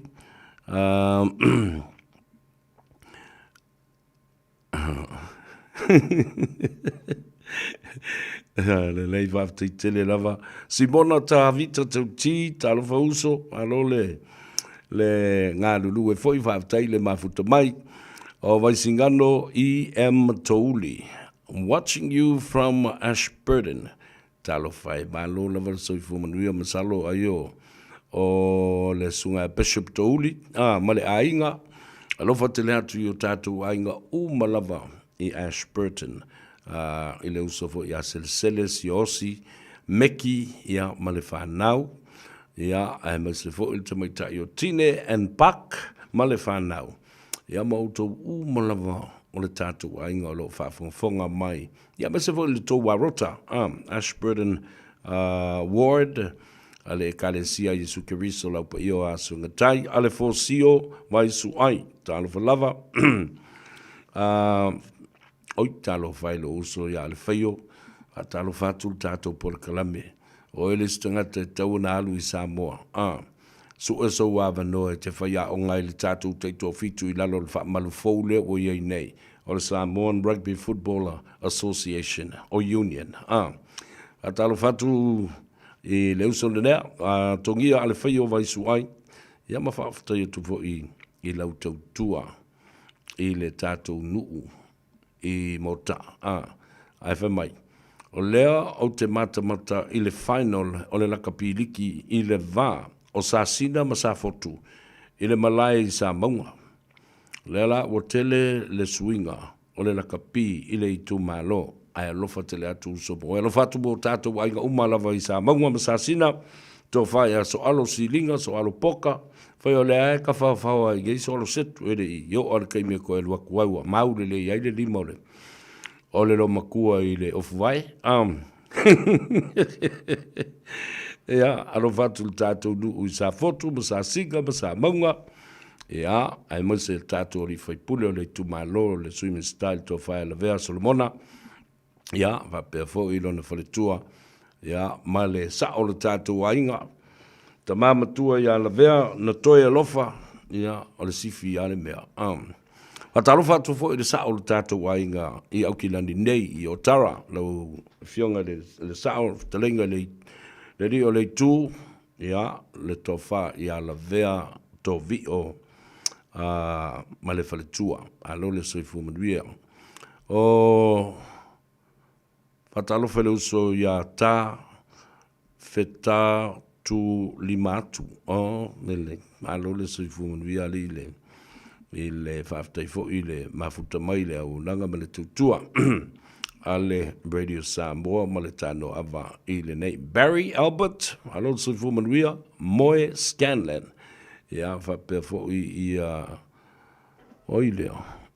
Ike Stefano. Sa taua.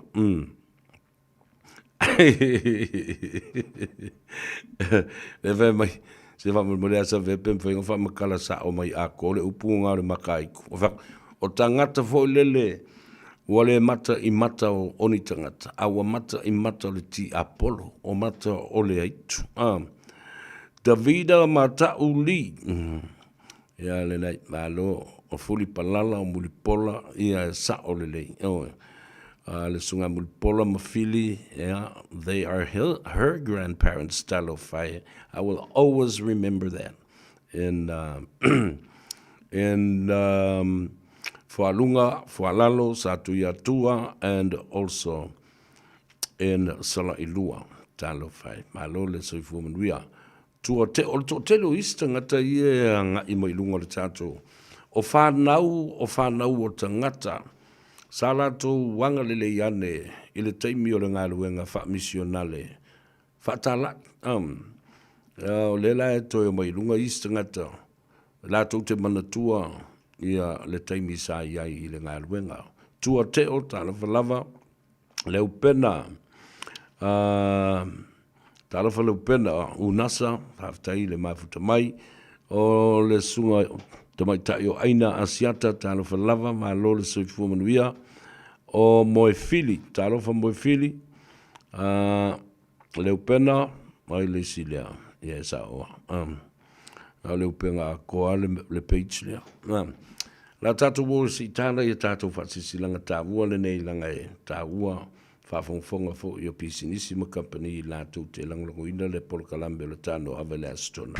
Manu māloi se pepatalo o loa mo au whataunga I le Pack and Save Ball Any World. Pe o tu fua foi lau tāwale le bango le BP o whamurianga nei mai le DC Sao pe a e māloi a lātou sei I aso whareile te tasi. Lafo sau top up tolus fultala pesili atu e maua ilo wavroa I le sei. Whapena foi pe a lafo sau se le ni e tolus e lau tāla New Zealand pesili atu foi I Samoa I le MyCash a le DC Sao e whaonga I le ClickX e 5 whailonga ta I se lautala shopping vouchers ma le 5 petrol vouchers ta I se lautala o le aseina I aso for Rayleigh te tasi e ia inga o le rei whaabitoa seki a DG Cell.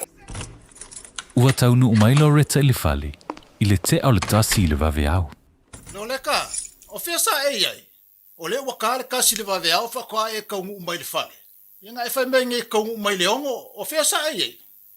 Sa uia le whale mai malo uso, e ke lo fo e cancer skenge ai lewa e mai fo I. Ngā vili whakoru aku, ai sanga le kari ai lau kelifongi. Si e kilo nge fo I mi skol nga e vili mai lea.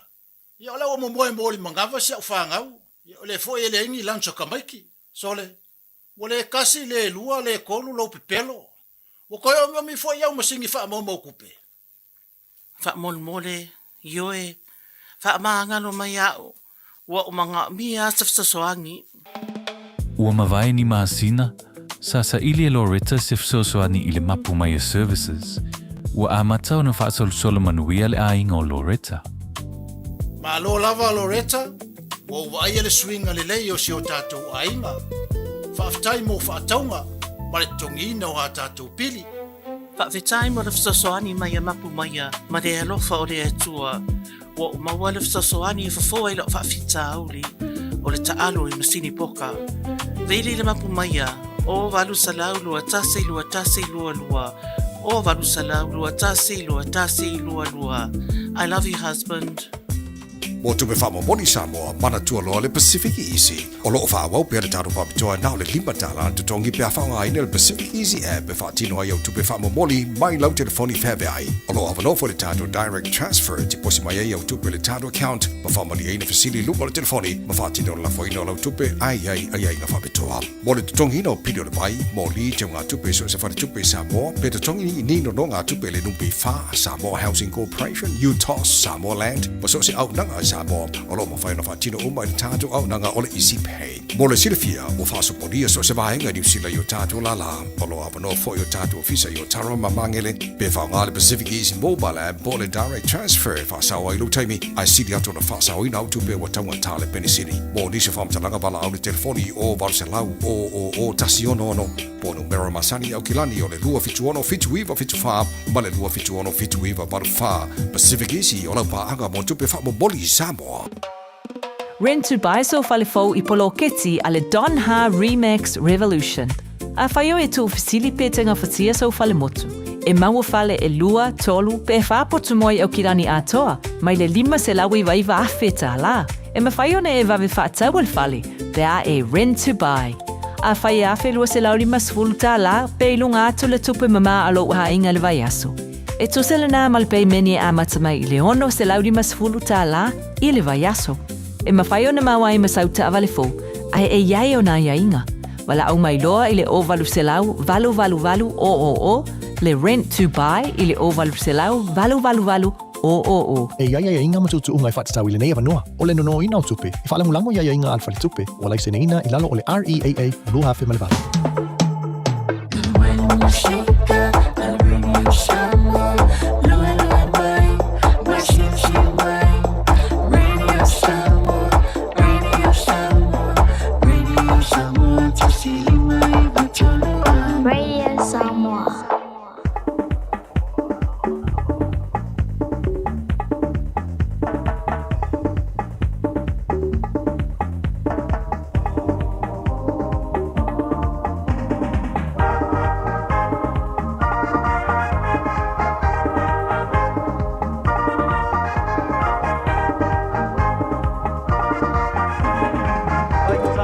O e tau sa ili sino fuanga le leima saonga le mu a wale tau singa ma le au tau wina o lautama.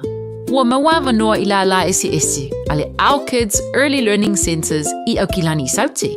O le Our Kids e whaavai anga nu o le Pasifika o se si o manga e sefe mo le whanau. O lo lātou sa ilia fo ini whaia o nga Pasifika mo o lātou whalea o nga I au kilani I saute ma Wellington. Mo le lesi tala ino lautama, po si talu sanga I senga luenga.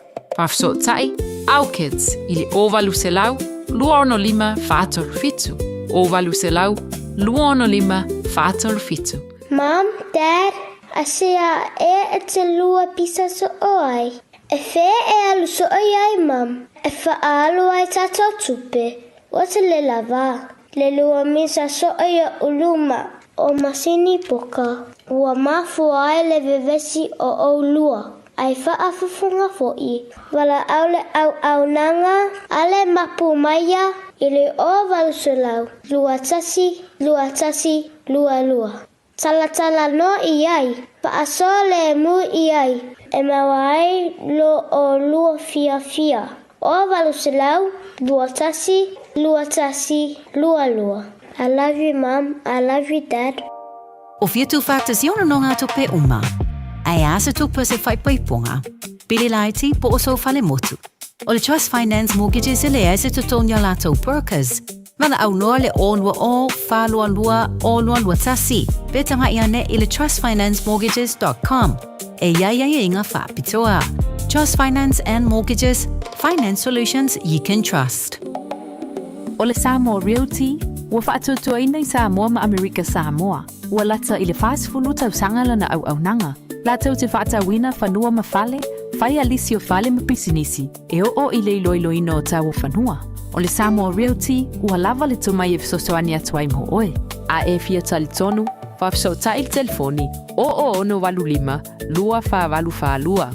O ono walulima, lua whawalufalua. Petanga i ane i le samoarealty.ws. Samoa Realty, our island, your home.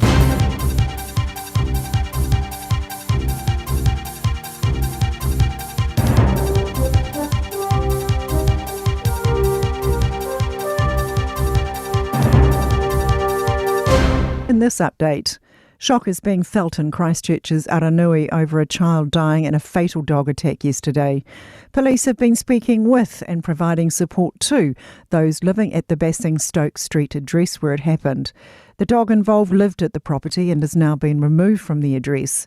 Local councillor Kelly Barber says it's a devastating situation. People I've spoken to have said it's just, shock and sadness really, and their thoughts are with the family. Very difficult to lose a child and in these sorts of circumstances.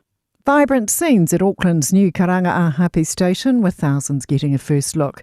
Marcus Allen is there. The new underground station and surrounding streets are buzzing in true K-Road fashion, with more than 20,000 people registering for the event. It includes the country's longest escalator, with soon-to-be commuters venturing 33 metres below street level. There's only 29 days until the ribbon's cut on the City Rail link, doubling the network's capacity and carrying more than 50,000 passengers an hour.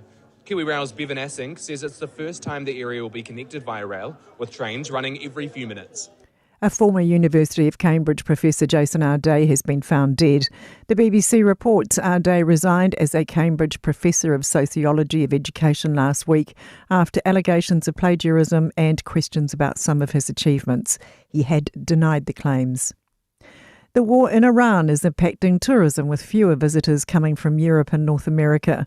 Visitor numbers are at 95% of pre-pandemic levels, but the recovery has stalled. Infometrics principal economist Nick Brunsden says some flights from Europe through the Middle East stopped at the start of the war, while higher fuel prices have disrupted North American flights. With weaker US, weaker European visitor arrivals, we're becoming more reliant on our quite reliable Australian arrivals, and we've got a bit of a wave of Chinese arrivals at the moment, which is helping quite a lot too. That is news. In sport, 22 years to the day since they last held the Ranfurly Shield, Bay of Plenty will bid to reclaim the log of wood in Christchurch this afternoon. The Steamers are hoping to end Canterbury's 18th Shield reign at the first opportunity. Coach Richard Watts well schooled on what a victory would mean. The NPC came in 1976, first Shield game was in 1904, so for 70 years the Ranfurly Shield was the pinnacle of New Zealand rugby, and everyone that had that Shield for the first 70 years, that was the NPC final every week that got played for. The match is just about to kick off, and tragedy at cycling's Vuelta a Portugal. 19-year-old British rider Finlay Tarling has died following an incident on stage 8. International media reports indicate Tarling was hit by a light goods vehicle travelling on the course in the opposite direction to the peloton. That's sport. I'm Sandy Hodge. Te alofa Samoa o Mr. Cowboy Lenny. Whaafafonga ma mai mo mai pea I le Radio Samoa. Yeehaw!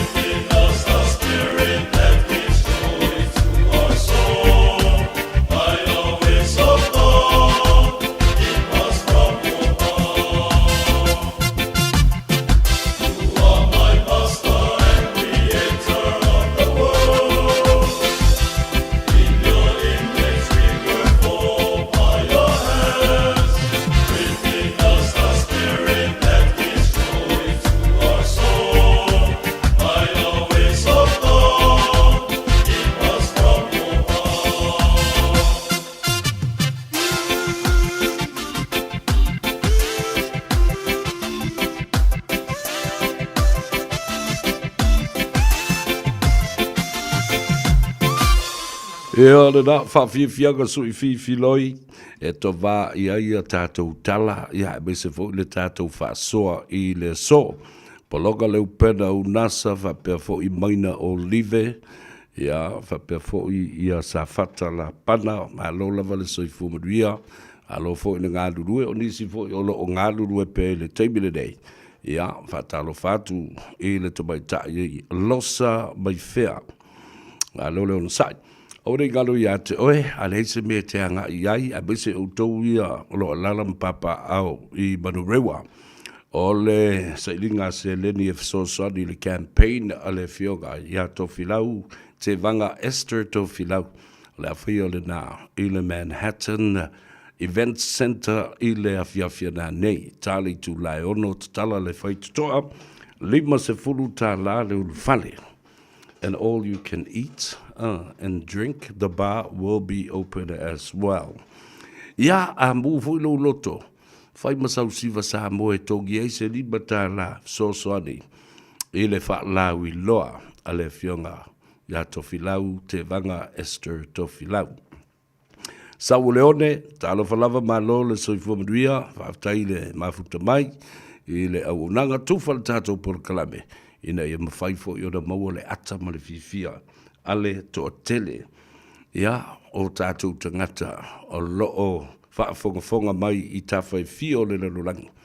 Whatalo whatu i le motonga, ia maise fo i lau fionga, i le whaalolonga le swafa, lupe matasila, ia po lau fionga fo i sala, ia, po lau fionga fo i tuala, le pule o le motonga ma le whaletua, ia le no fuanga ua tuli tasi le to tele o tangata malanga i Samoa.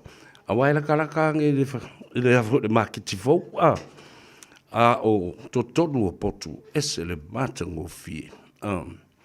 Ia, to e malamau le tai au, e alalo ilunga. E se valivali a kusapele, fulu au makamo unku. E ke se valivali lo e aisau mori po sau apu i le. Para ua mua fo i apu i Samoa. I le tātou makiti. Mark S. Tolefo, talo falava whaftai le mafuta mai, tofi lau sulu i fale ese, fia me si paia. Ia, oi lātou nei e tau muri pe alava i le nei, au na whātou wa ai le te leo tau sanga. Ia manatua, ia le la tātou tūla lata e whailonga, le lua se fulma le ono tau sanga, o le tātou le tio, o le umifo i le nāna tātou mafuta. Sam Simaile, talo falava, malole soifua maria, o Miti Soli, watching you from Palmdale, California, the United States. Talo fatu ia te oe, ia whapefo i lo ainga. Maina Olive, talo falava, malole soifua maria, ia, o le tala lea na o whalongo iai. Ina ua whatala noa le sunga tu le epa. Whamai, o le taimi e toi fo i mai ai le HRPP, ia whaafonga la, o le siwhainga palota, o le lua awhetol se fulu. Tātou te o tu iai, la iwa se fulu tau sanga le matua o tu le epa. Mai le o toi maua fo i masona mano si, le taimi le nei, o te whaanoa noa lava, i lo wawa ai atu iai. Tala noa le toi ina, ia mamo i ini o na mata ma uulo na ulu po ti ngale ulu o to ina po iai o le tele au taimi o tala noa mo i ini le to ina pa salo fo o le mea na lea la i na mafua na maila na matio ata pongi sa fo lea ia e tala noa mo ini maela ia le o lo atu ele autu stala mo le au fasa le lau ma le lato propaganda media ele tulanga lo i le toina. Ai, o mafau nga whai wawale lava nei, ona ole nau pēr, ina ia le pule. Ma tāo fiofi ma mau le pule. Ma le telu tanunga o te manatu, le tio fo i le ma whai le toina, ona tā pena sisi te itai e ese mai i a te ia. Na te tau ave le fua. Na o sila fia le lei e Samoa. Le manatu maawala lo tele ma le whaatau waa o le vaai o le toina. E le awari i umai e li po iei o na au tafa.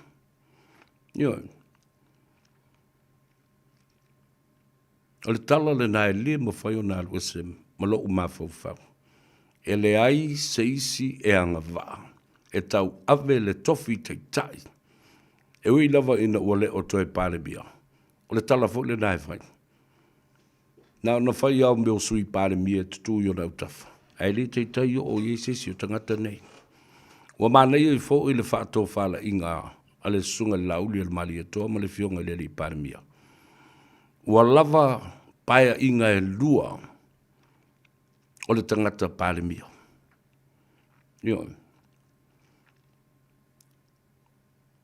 Pasi le polo. Whaasafua le tofi. Ia manuia i fo i liste tangata le so mai.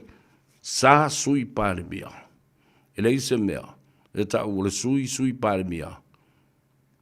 A e moe fo e le pale mia. E le o i le tofi au tu. A talo fatu Jerry vaenga. O tu la leota. Talo falava malo le sui fumanuia. A tau la le bele da. E le ai seisi anga va. Ola iei lo ia yo. Ola iei fo ma yo. E i tangata fai longa la ia yo. A fai la le seisi anga va e tau avele tofi. Tai o le tua ngai po o le toi tula e mai o le pare mia. Sa ta pena le lei e le sunga tu le o lo knowing. Tula wan fa fonga le tulu. If you're not qualified, you're disqualified, you're unqualified, which means you're stupid. You're an idiot. E te valea. Tō te valea uma. Eoi. O le faa. Winga ina le nā. I se upu whaingofi. O le au faa soso umala. Ia la. E wai tala noa i le tala nā le whea tue le ata o sa whea. E le se. O lona winga o le nunga o tu le pa. Nā o i al tangata poto la iei o. O le tangata whai mawhau. E iei o na whai lunga maulunga. He is the only qualified supreme leader with qualities to lead a political party and in fact the whole country of Samoa. No one else. Talo fai. Talo fai. I le mea o le upu whaperetania. Blind loyalty. Na, upu sao le na. O le tai male na nau atu.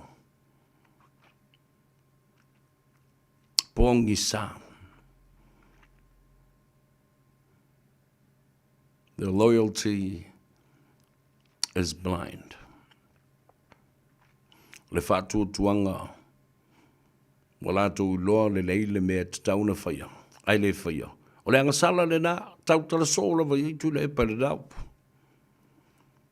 Ma le upu loa la lea muri lea na ta ua tu le epa. O le teimi e tau nu umai ai. O mea oma lava ia na whai. E le HRPP. Ia se ngai le usoe. It's another 4 years away. By the time we get there to Le Epa, we'll nearly hit 90 years old. Tātou taunu atu fo iai, his cognitive will be diminished and declined immensely.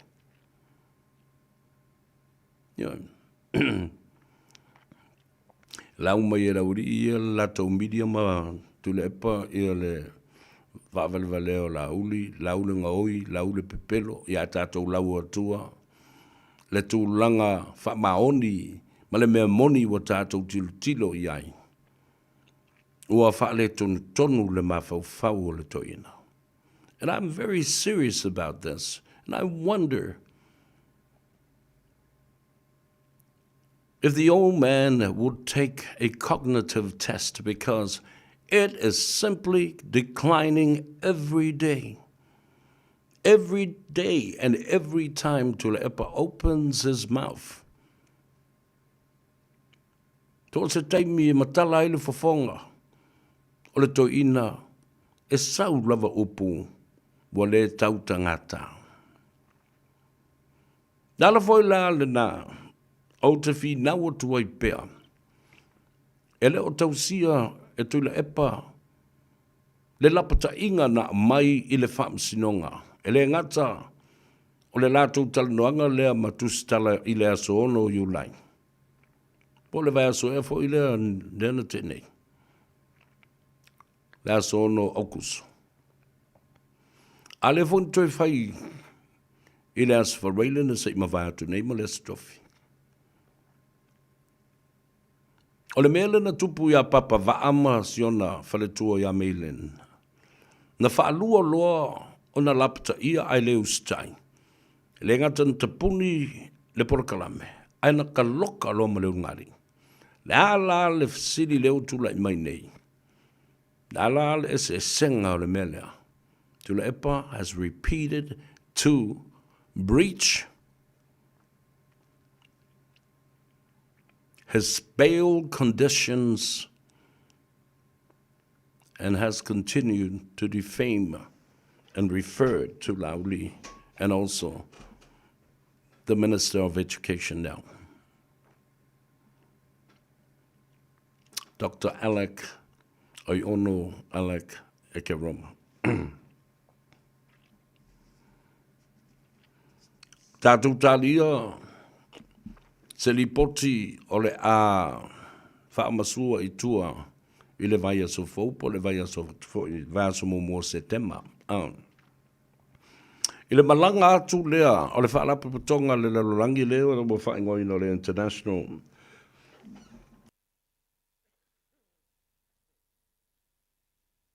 Democracy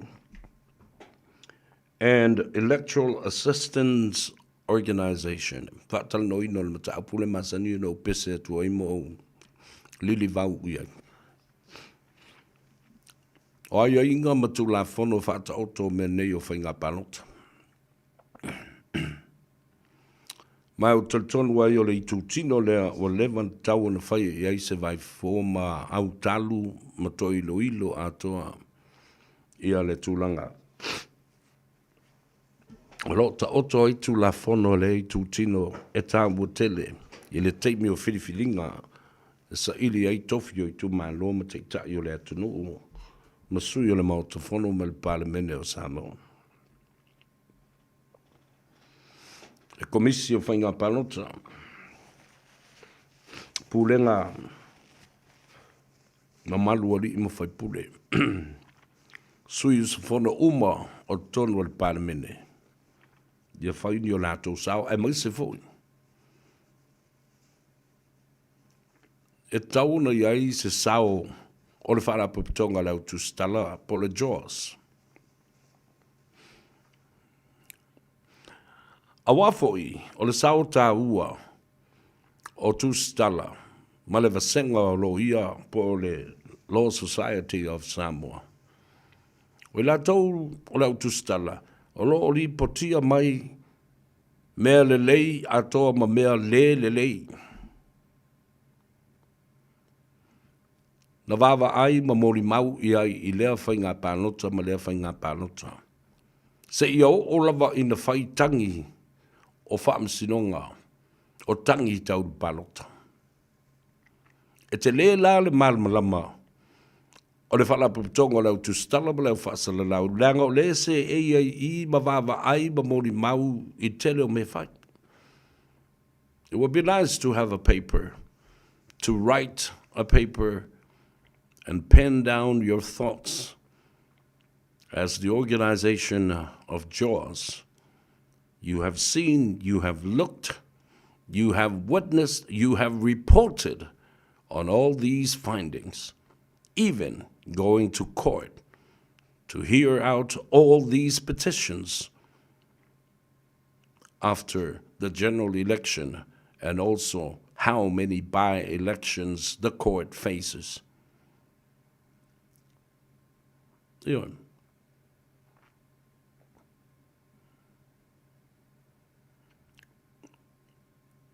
Tala lana o te whai atu ai. Au tau whaafofonga le rei iai. Whai mai e toi tau nuu mai loa. Sau loa salalo o mai lalo whaamaruianga o fuafuanga lualu mamau o le malo o whaamaruianga o le lingi mai e le whainga malo o tūlai mai nei. Awe ese uma. Ia se tātou wāwai po le hale toi ngā maru se anga o le ao o iai ia si toia ina. Awa o le mea moni a. E le toi fo i mai. E ta ilo pe te iu tātou toi whaalonga tu fo iua. Lo ngala lo le tu malo tu lo. Nei tu malo ma le fio anga. Pea whapea, bo toi manatu le toi ina, e toi sau i se isi whainga palota. But I really believe, I don't think so. Ioi. O le tala sa o le nā. Alofa Moore House, ta alofa lava malolo sa i fumanuia, ta alofa atu i le uso, a pele, te lainga ta veu, ia, po lau te lainga fo i talo le matnau, Rex Levi, ia, male tua fine pele i Alan Walla, i Ashburton, i Kalai Stete. Le o hun hei, e pele na i isi vanga le na. After i atu le lofa ma le anga le leit, talo i le tua i whafuloa pele, sui fua maua le tau whau tu mai, le langi le tau wha, lau te lainga ta veu, le uso na tuto, le launga e tausi ai, le tu malo, fa le alili masanga ese. Ia whapena fo i ole tamaita i olan wola, alofa tele mo o lua. Alofa anga whapitoa, mo le uso ia fata, falaminga, ia ma le tamaita i o toiata, masi ala whanau i Ashburton, whapena fo i ia le tamaita i o pue, masi ona ainga, ai maise le tamaita i a tine, ma le uso ia pak, ma le whanau. Wauto u malawa. Ne nofo a e kalesia, wa ngale avanoa lea sa malanga tua i lalo. Wata mala malama le le iai. Oka, le tō tele o lalo, la tō te muri tai. Ia tātou polkalambe, ia whapena fo ile au nanga. E le ngata ile TANOA AVA, ia whapea fo ia ma le tātou. Anga i fo whaiva, sunga e whata whaleminga, ia mato iata, ia aere ngata fo i lea. Leo te wawa ia tu i lai, whaife au, sunga i whawhenga ia.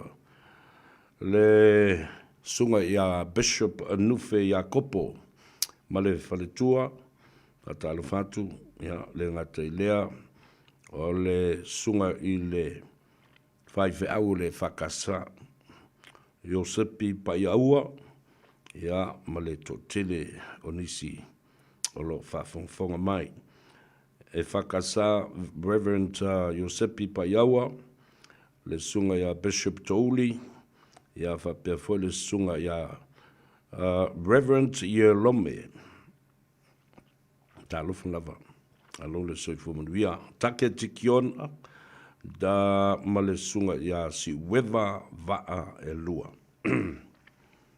Ato umaia. Ia, le ngata i lea, whatalo whatu le uso ia moti. Soifua, ma le whaltua ia lina, ma le whanau, ia, whapea fo ia le tamaita ia lise, o iai lana tā whaonga mai au se tālia. I kalai stete lava. Whapea fo i le uso pele, ia le sunga i le pesta ta malangi. Alex Fido ma le whaletua. Ia whape foi le au whainga luenga le Plains FM po Samoa whesotai i Kalaestete. Ia whape na foi ia le uso. Ia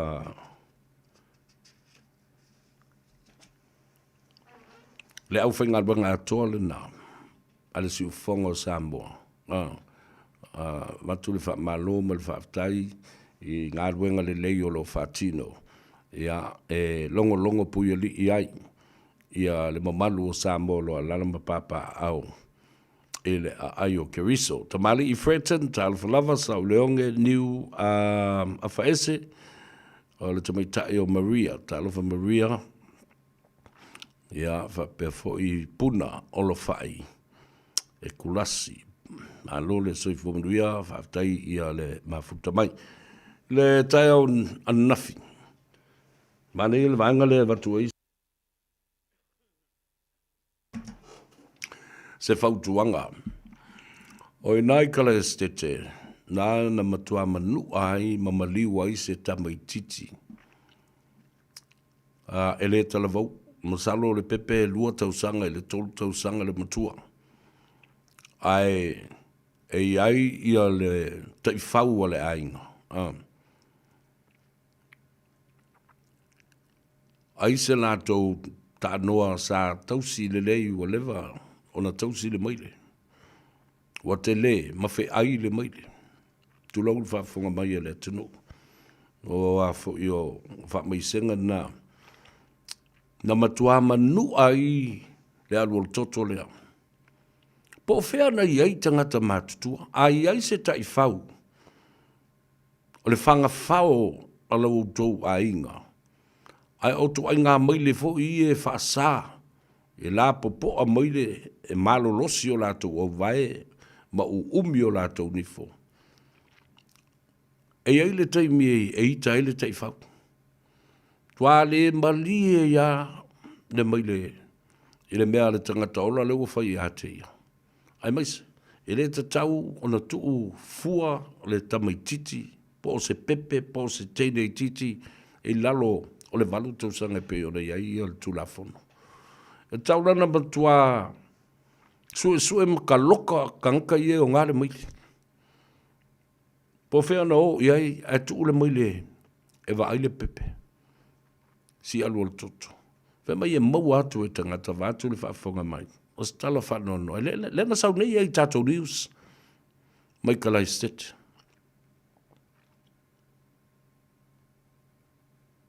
Whea mai o onga manua. Ia lono winga. O tu ai ngā taifau ia fo lele a e wawa ai a e tau ia nisi o taifau nei. Mai si taifau te wawa ai e le onga manua ma mea whapena. Ele i ola le tamaititi. Ele i o le whanemai. Na taunu paramedics ma whai e ia tonga fitinga o le whasosoani mua po le first aid. Ai o whalonga tuluawa le tala nei. He succumbed to his injuries. They were serious injuries. Alana ma tole fautuanga vai to tele disi o tatou ainga. Tatou te alolofa I meola, tatou te alolofa I whangawhao. E ei fo I tangata o tausi. Ia toa inga whangawhao o maile, fo I e pe o ni maile leo, ma ni maile tau. Me le iai toa inga maile, o bulldogs. German Shepherd. Maile ia o e tuli me o luko ma me o liona ma me o tigers pe au mai. Fo le whaatama ia se la povi po se la mamoia. Kamala ia le pala ai. Ala utau whalongotu la le nā ile. Ele whaalawe lave matu ia lea. Tālu sia o whalongolongo mai o tātou a inga. Vai, e ia le taimi e le fiefia ile mai le. I lau mena e whai. Po le hase mea, po wa I u le mai le. I le mea aia le tamaititi. E tautua nā. Mai te tau fo I lava na iaise no fuanga whaapitoa. A dog kennel. Po se pā fo I tau ona loka ma. Pui ai le saunga le mu o le whanau. I ta maiti. Le o toi whamanatu mai. I le ami o le mai le na aia nei le ta maititi le ama manua ma mamaliu ai. A wai fo I le whanga whao le mātua whale. O le whanga whao o la whanau. O le nātai whao. Ia, e whai pei o le tangata. A o la iti ta maiti. O le au o le aunga. A whai atu ta maiti e kisi la tu ta mao. Ai u mai atu a ua ma ala whao. Ai au e kisi le maili. E matua kisi le lei I la ngutu le maili. O whakpelo la ia. Oh. E whea koe kisi ka maa e u maili ala whao. Au e whea kisi ma le maili. E makua kisi le lei I la ngutu le maili.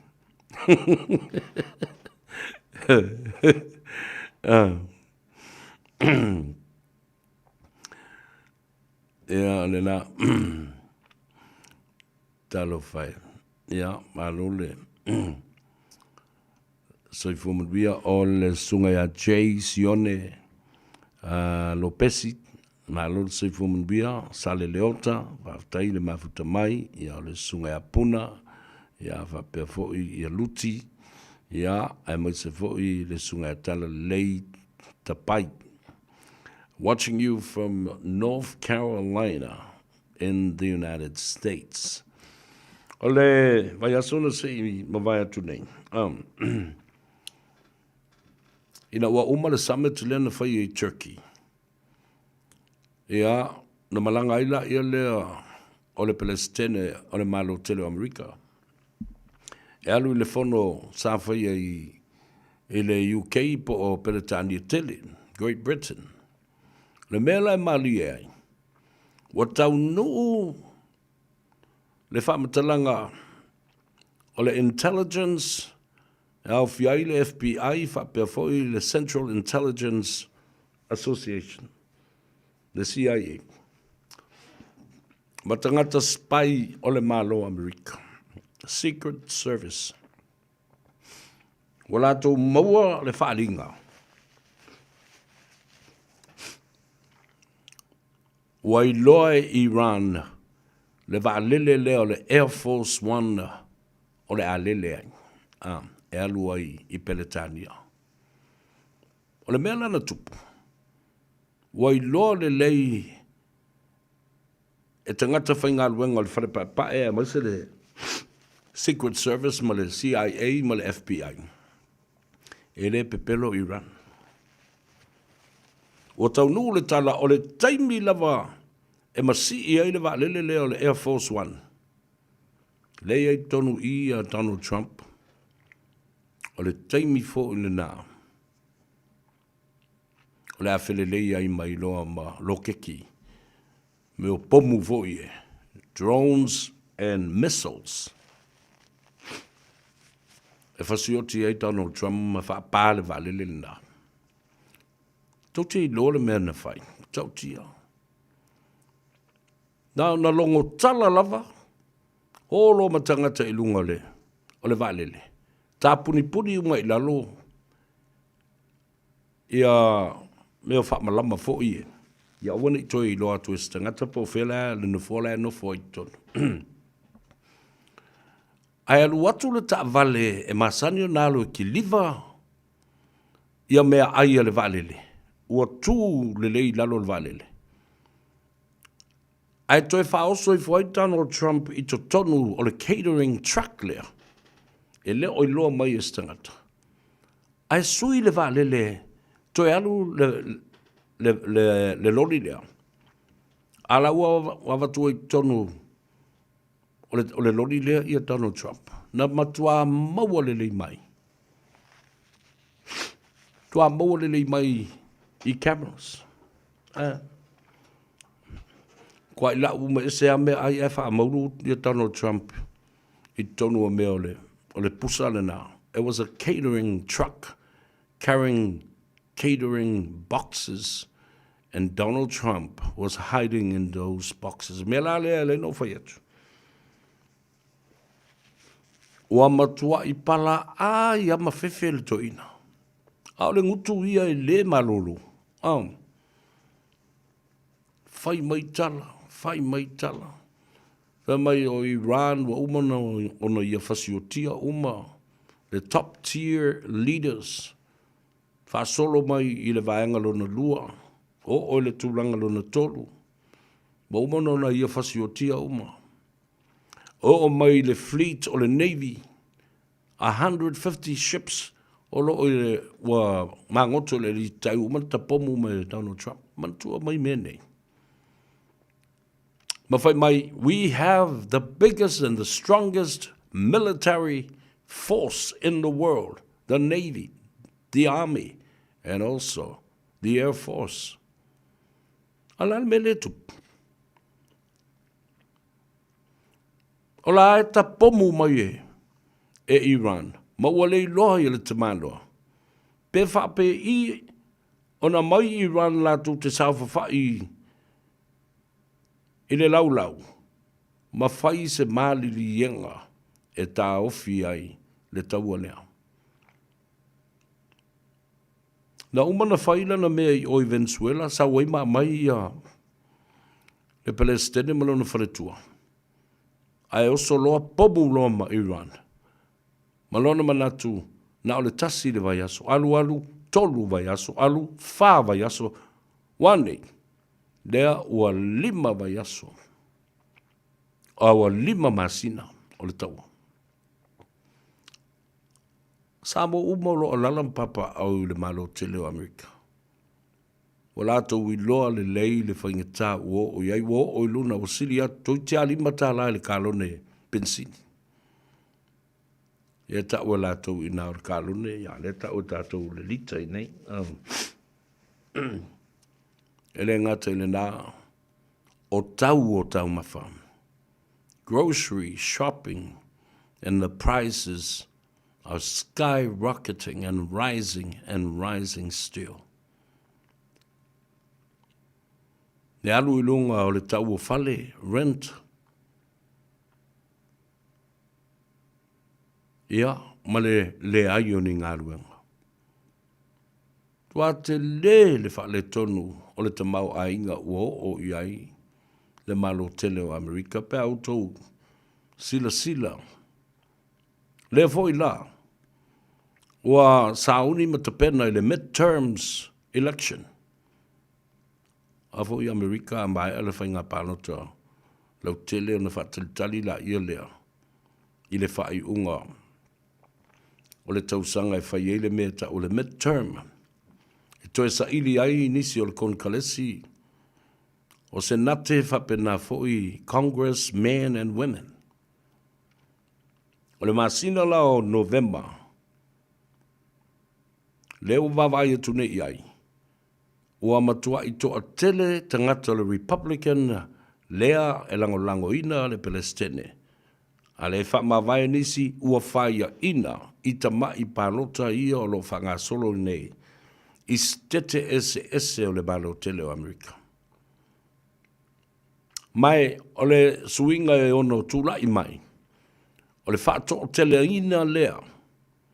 O le itu o lo anga ia le malo le temile nei le Democrats. E ono to o tele I la tou. O senate o le Democrats whapena foi Congress, women and men. I te tonu o le senate. O nā lole la I leo. The Republicans will lose control of both the Senate and the Congress. O itu tino malo losi ia I le whawai o le malo tele o Amerika. E te tau o na pāsia o mai tu la whono nei. O le tau o le na whai nei masi ia Iran, masi ia Venezuela. O le e whai ngoe Donald Trump. It's just a military excursion. Te mai, ska mai mea le. Ale vai ngā aula na whai. And now it has become a war. And that war was not authorized by the Senate and the Congress. O tu tino ia e lua o le whawai, ma maota e lua o le malotele o Amerika. E te tau o na watu o le whatonunga, ma whaatanga atu le Palestine. Po le ale o se whainga leo le awhai, a o le a le fuafuanga, o le a whaonga i le malosi whawhitawhita o le malotele o Amerika. So you see, ladies and gentlemen, the war is illegal and illegitimate. Nā le wingo le tala na, e lei whaatanga ina le konkalesi. E lei whaatanga ina fo i le senate. Ai na whai lava i le pule whai tō tasi a le tō ino Donald Trump. La autou no nofo matatou no nofo lai whawhangafonga mai isi Samoa la tō te langolango ina Donald Trump. If the midterms are successful by the Democrats, you know what I'm telling you now. They will invest our by le taimi leo le midterms ya November. E manu malo mapulea atoa e le Democrats le senate fatasiai ma le wharepaepae ma le konkalesi. They will turn around and investigate every business, investigate the war of Iran and the war crimes of Donald Trump. And next, they will impeach him. Nā le winga lupuna, lātou te mōria loa, i le le muritai. I mea o loo si pela mai le whaavae, the Constitution and the founding fathers of the United States of America. Anyway, la tātou nofo nei matilutilo iai. A whaafonga mai la sa mōlo, la lampapa au iai, Amerika. Iau tau whaitete. Anyway.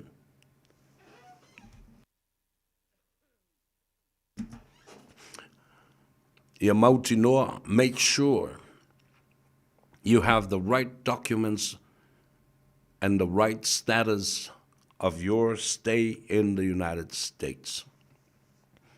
O iei lau green card e whamauni ai, o le tangata anu o le sitseni. You have been neutralized according to the immigration laws of migration to the United States. Tau o tele le mea le nā. Awa. E te nofo e nā, e te wale le tipoti o mai oi, nei a tipoti o oi. Isi atunu pe o Brazil. Ola me la ave e fua oi Brazil. Ele o is a Brazilian. Oh. Le mea le nā, le fai nei le toina. Ma whaatolu oi tangata i o ICE agents. O tau leu stai fo ia e pāle whanara ia. O e male utu tau i ate. O e vātolu whaafonga mai e le tunu. E toi fo i mai la utala i le mea leo ua lafi e nei. Ia Donald Trump ina ua maua le whawhatala. O le teimi e masi i lunga le Air Force One o e nā e pomu e loa. Na whaapāle valele. Tua pala aia au le ngutu ia pēlo fai atu. The strongest military in the world and the president that continues to threat and carry out many war criminal acts is now scared to death and hiding from Iran. Yeah. Fiu tau sua se me, whai e se la tau tio ma Iran. Ma Iran, come on, Don. Yeah. Le uono masino le taua. Na tupu le taua ele i tapunia. Le ala vaa e sawa i le swau, le luas fultasi pasene o le swau u le lalulangi atoa. The Strait of Hormuz. Mana i fo le o tatu taladoi por kiki a Amerika la tau se o tau malmalamai. Ma o tau no fautai i ia mea o loo tutupu mai. Aisea, langa o lea a fia o mai a le lalolangi. Tātou I Samoa le atu Pasifika, New Zealand, Australia, ma so o se atu nu o le lalolangi. Ia. O tala lei tapai mai na I North Carolina, tala fatu, malole se funuia, o Malia Porter, tala fatu Malia, malole se funuia, o ile silia. Ia.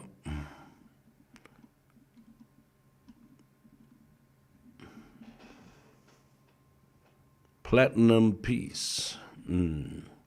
Mangi fodingo le la tōwia whatonu, tā ele, tā alwhalava, alole soifumria. Ia le nala, nisi la o a ia inga fo ile ale tatala ina I tua. Wala ua alufanga ale media stoina tulepa mai ele arrestinga le ko inga. Ele arrestinga aya. O lo walu ai ofisa o leo wa alu I lalo le whaatonunga o sai atu oe. Ma ye sta I le whaatonunga. It's an order. It's a police order. And not only that. Ioe. A le isainia mai ia se whaatonunga. I se le stala po o le whaamasino o le whaamasinonga. E toso mai ei oe. Ja, ele te ia. Ele te ia.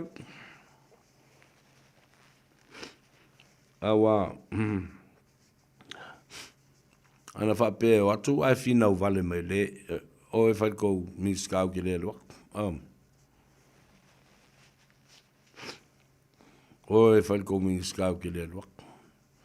A o fa vi fa ko kom singo ki le lo. Vai le ula. Nei loa le lei le to ina le matanga o le mea o le ao o iai. Pe a whai e leu susta I le tula fono ma le whaatonunga. Sau nei lava I le ofisa o le paramio. O I le ofisa o le komisina.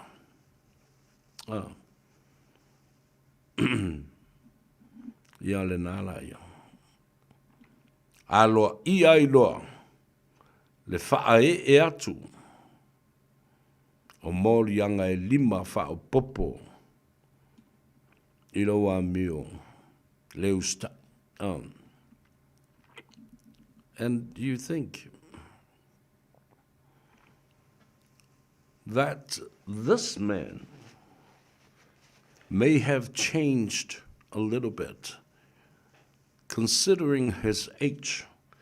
Ta tātou mafu whau o tau sui lona rangona. Man tua fo ele na talo ai ole. Le fionga le fonga te lai. Wale sususa fo yaso. Be mawhai ona o nofo I lalo I lo nofo mawhai atuai la umoni mak. Mawhai atuai ya so ulangona. Ta whapea ta ita ai ole a sui ai. Na whai atu fo I malautala.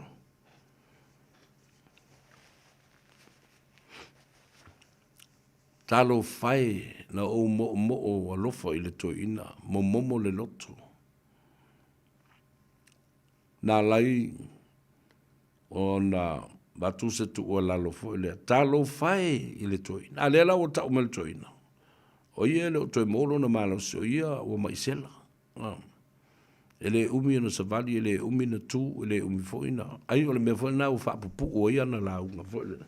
Se vanga na, wa mana o ina ia wha umi le launga, e laula wai.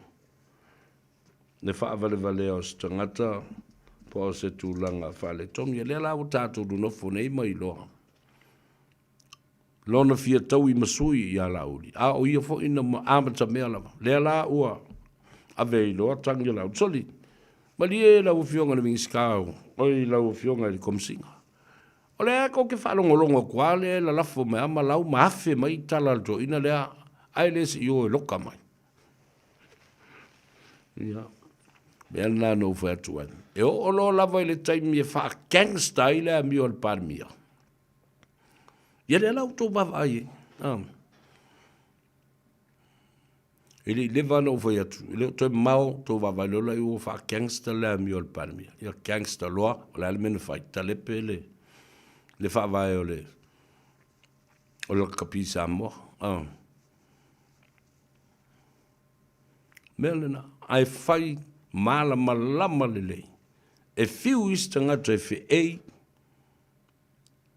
atu. Tātou I tuli tātou mala ARP e mai bullcrap. Tui e tau tau whawhewhi I loa elu tau wālea malu tau le loa se mea wheu ia inga I le vāmu. Ma le suinga le whawai tau e le whamatangatanga le tū la whono. Iei le a ia le malo e whesosoni e tuai I le laka pi Samoa. Pe a mātitiva o le lopo o aiu. O le ilo ai tupe le nei whala putonga ma le au le atunu I tau sanga u. Nue. Ese le matautia.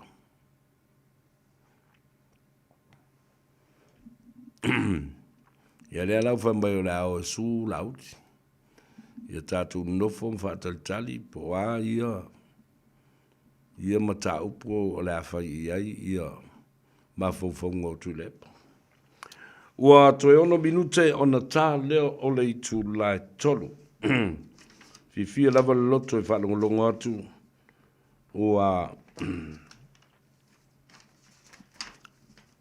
to ia le laulau o le pasenga o tātou malu o le malo ma ua mawhai ai ona toi maua wanoa e o ai I peacekeeping mission le sa o I fo I Samoa ma o ai ina Cambodia ma o atu isi atu nuu apenai Solomona ia ma Papua New Guinea ile taimi fo lena vevesi ai ile maina fo lea sa eli ai le aulo ma le tele lo tabau a inga sa iai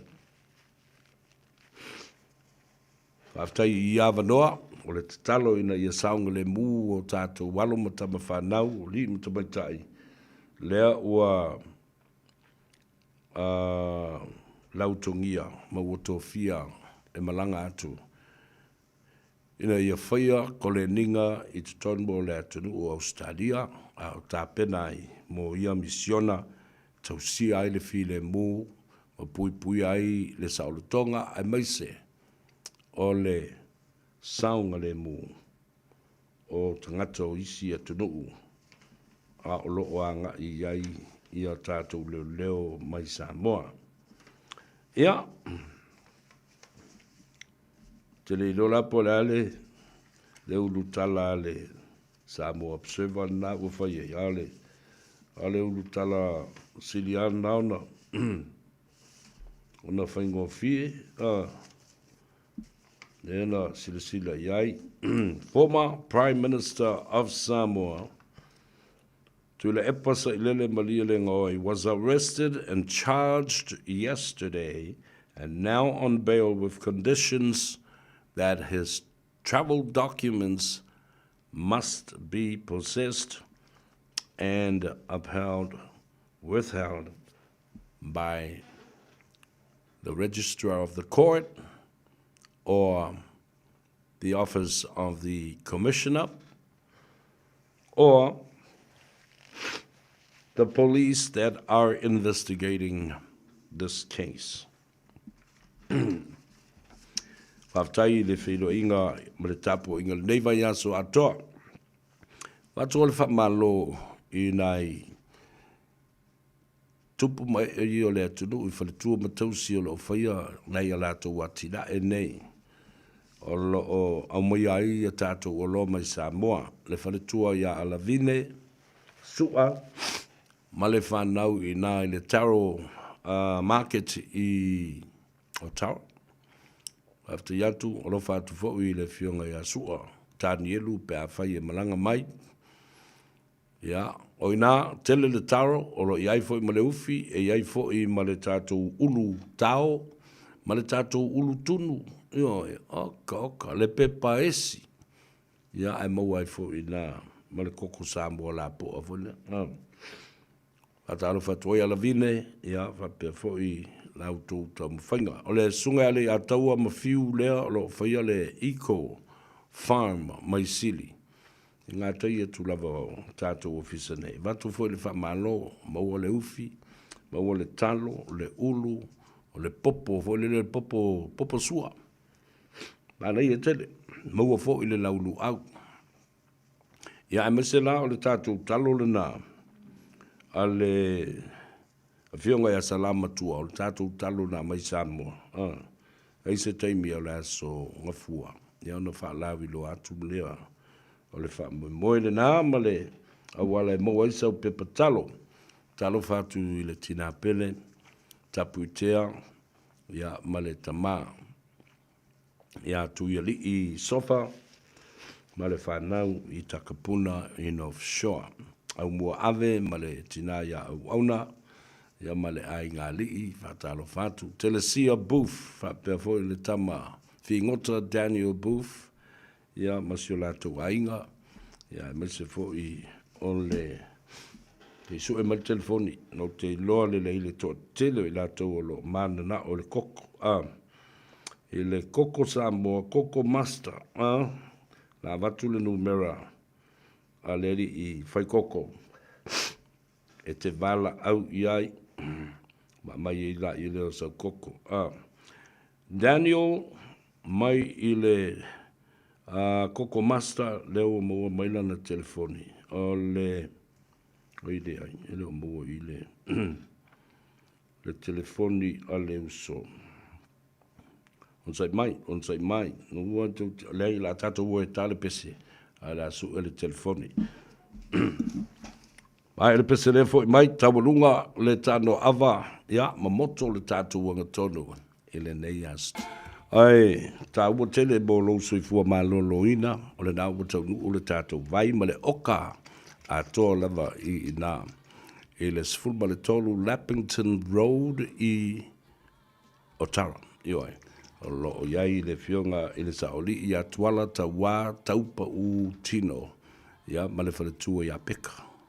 A le vai lau vai nā, bo lo malosi, ki lia mai ai lo wate ma lo fatungao ia ma avese ai ia ngase ngase le suka ia fa pe fo ile ti ngao so onga ponaivi le ngungu ai so vai na anga ia tu le si va anga le tato le marketi le lo i manu rewa los fulma le lua Templeton Place lo ia ile tu fide ma ria nive ma mai tai o mareta ai sau vai da ma sani e lava le totele na fo market le tato tasi market i le onga totonu ngale mu o le Mangere Town Center totele tele le usumba ta mamti na matu na yo o le aulalo tonga ma le ukonga wa nga i umai fo le tasi market ma sani ai le tu la nga i mai ai i le McDonald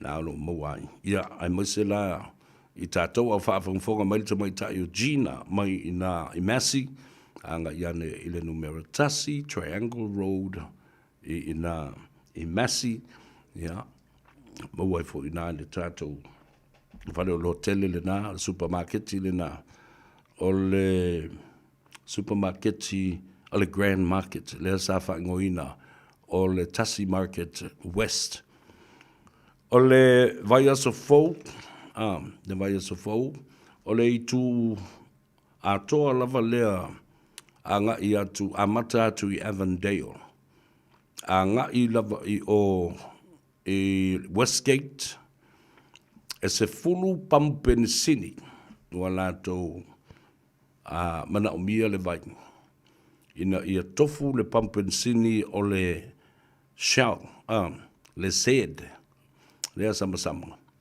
ia o le au whailoa atu le telo pampensini o le a maua I le tātou vai. Ina ia whaingo fie, maua I teimi uma le vai. Whapena fwoi la le tātou whaleoloa lea o le Pacific Foods I tutonu Avondale. Nā i le tātou marketil nā i nā. O i le vai le whapea fōi le tātou vai avoka for prostate cancer mō. Ia, ma le breast cancer fōi mō le i tūpau tinam ta mai taiwa pena fōi i lalo vasa o ali. Le tūpau tane. So, just for heads up, se furu pampensini o le Z, po le shell, o le a tau atu i le vai a sa fōu, o le a mauai i nā. Ia le tātou vai o le ola. Ina ia awana i eto al mamau la fo isi whalolo te tele ia. La lawo o iei fo i la tau maketi ina. Ai na o le tu wale i sifu. Ia la whanga solo ai ia le. Ia o tau sisile lai i le alu le vai. I le wala au mai o le pule sidi o na ia company ia le pamu ia a le shell. Ka mole soli. Vea, mai se vai i o le mana o ia le pampensini le o tele tangata o mai aswe. Ma le si vo i la vai ngata ua le na. O pampensini vo i la na, o le la pe o supermarketi.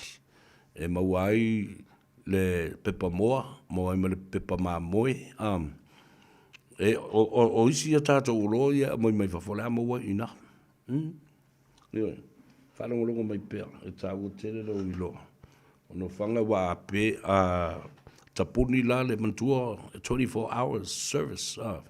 Tapuni grocery shopping stores, tapuni atua i Maderi, tapuni atua isi marketi. Iana paulola nao le mea te suru iai. Suru il pamu, mai le fasi ba moe. Ba wailei, mai i maletalo. Ma wai maisi a tātou o loa.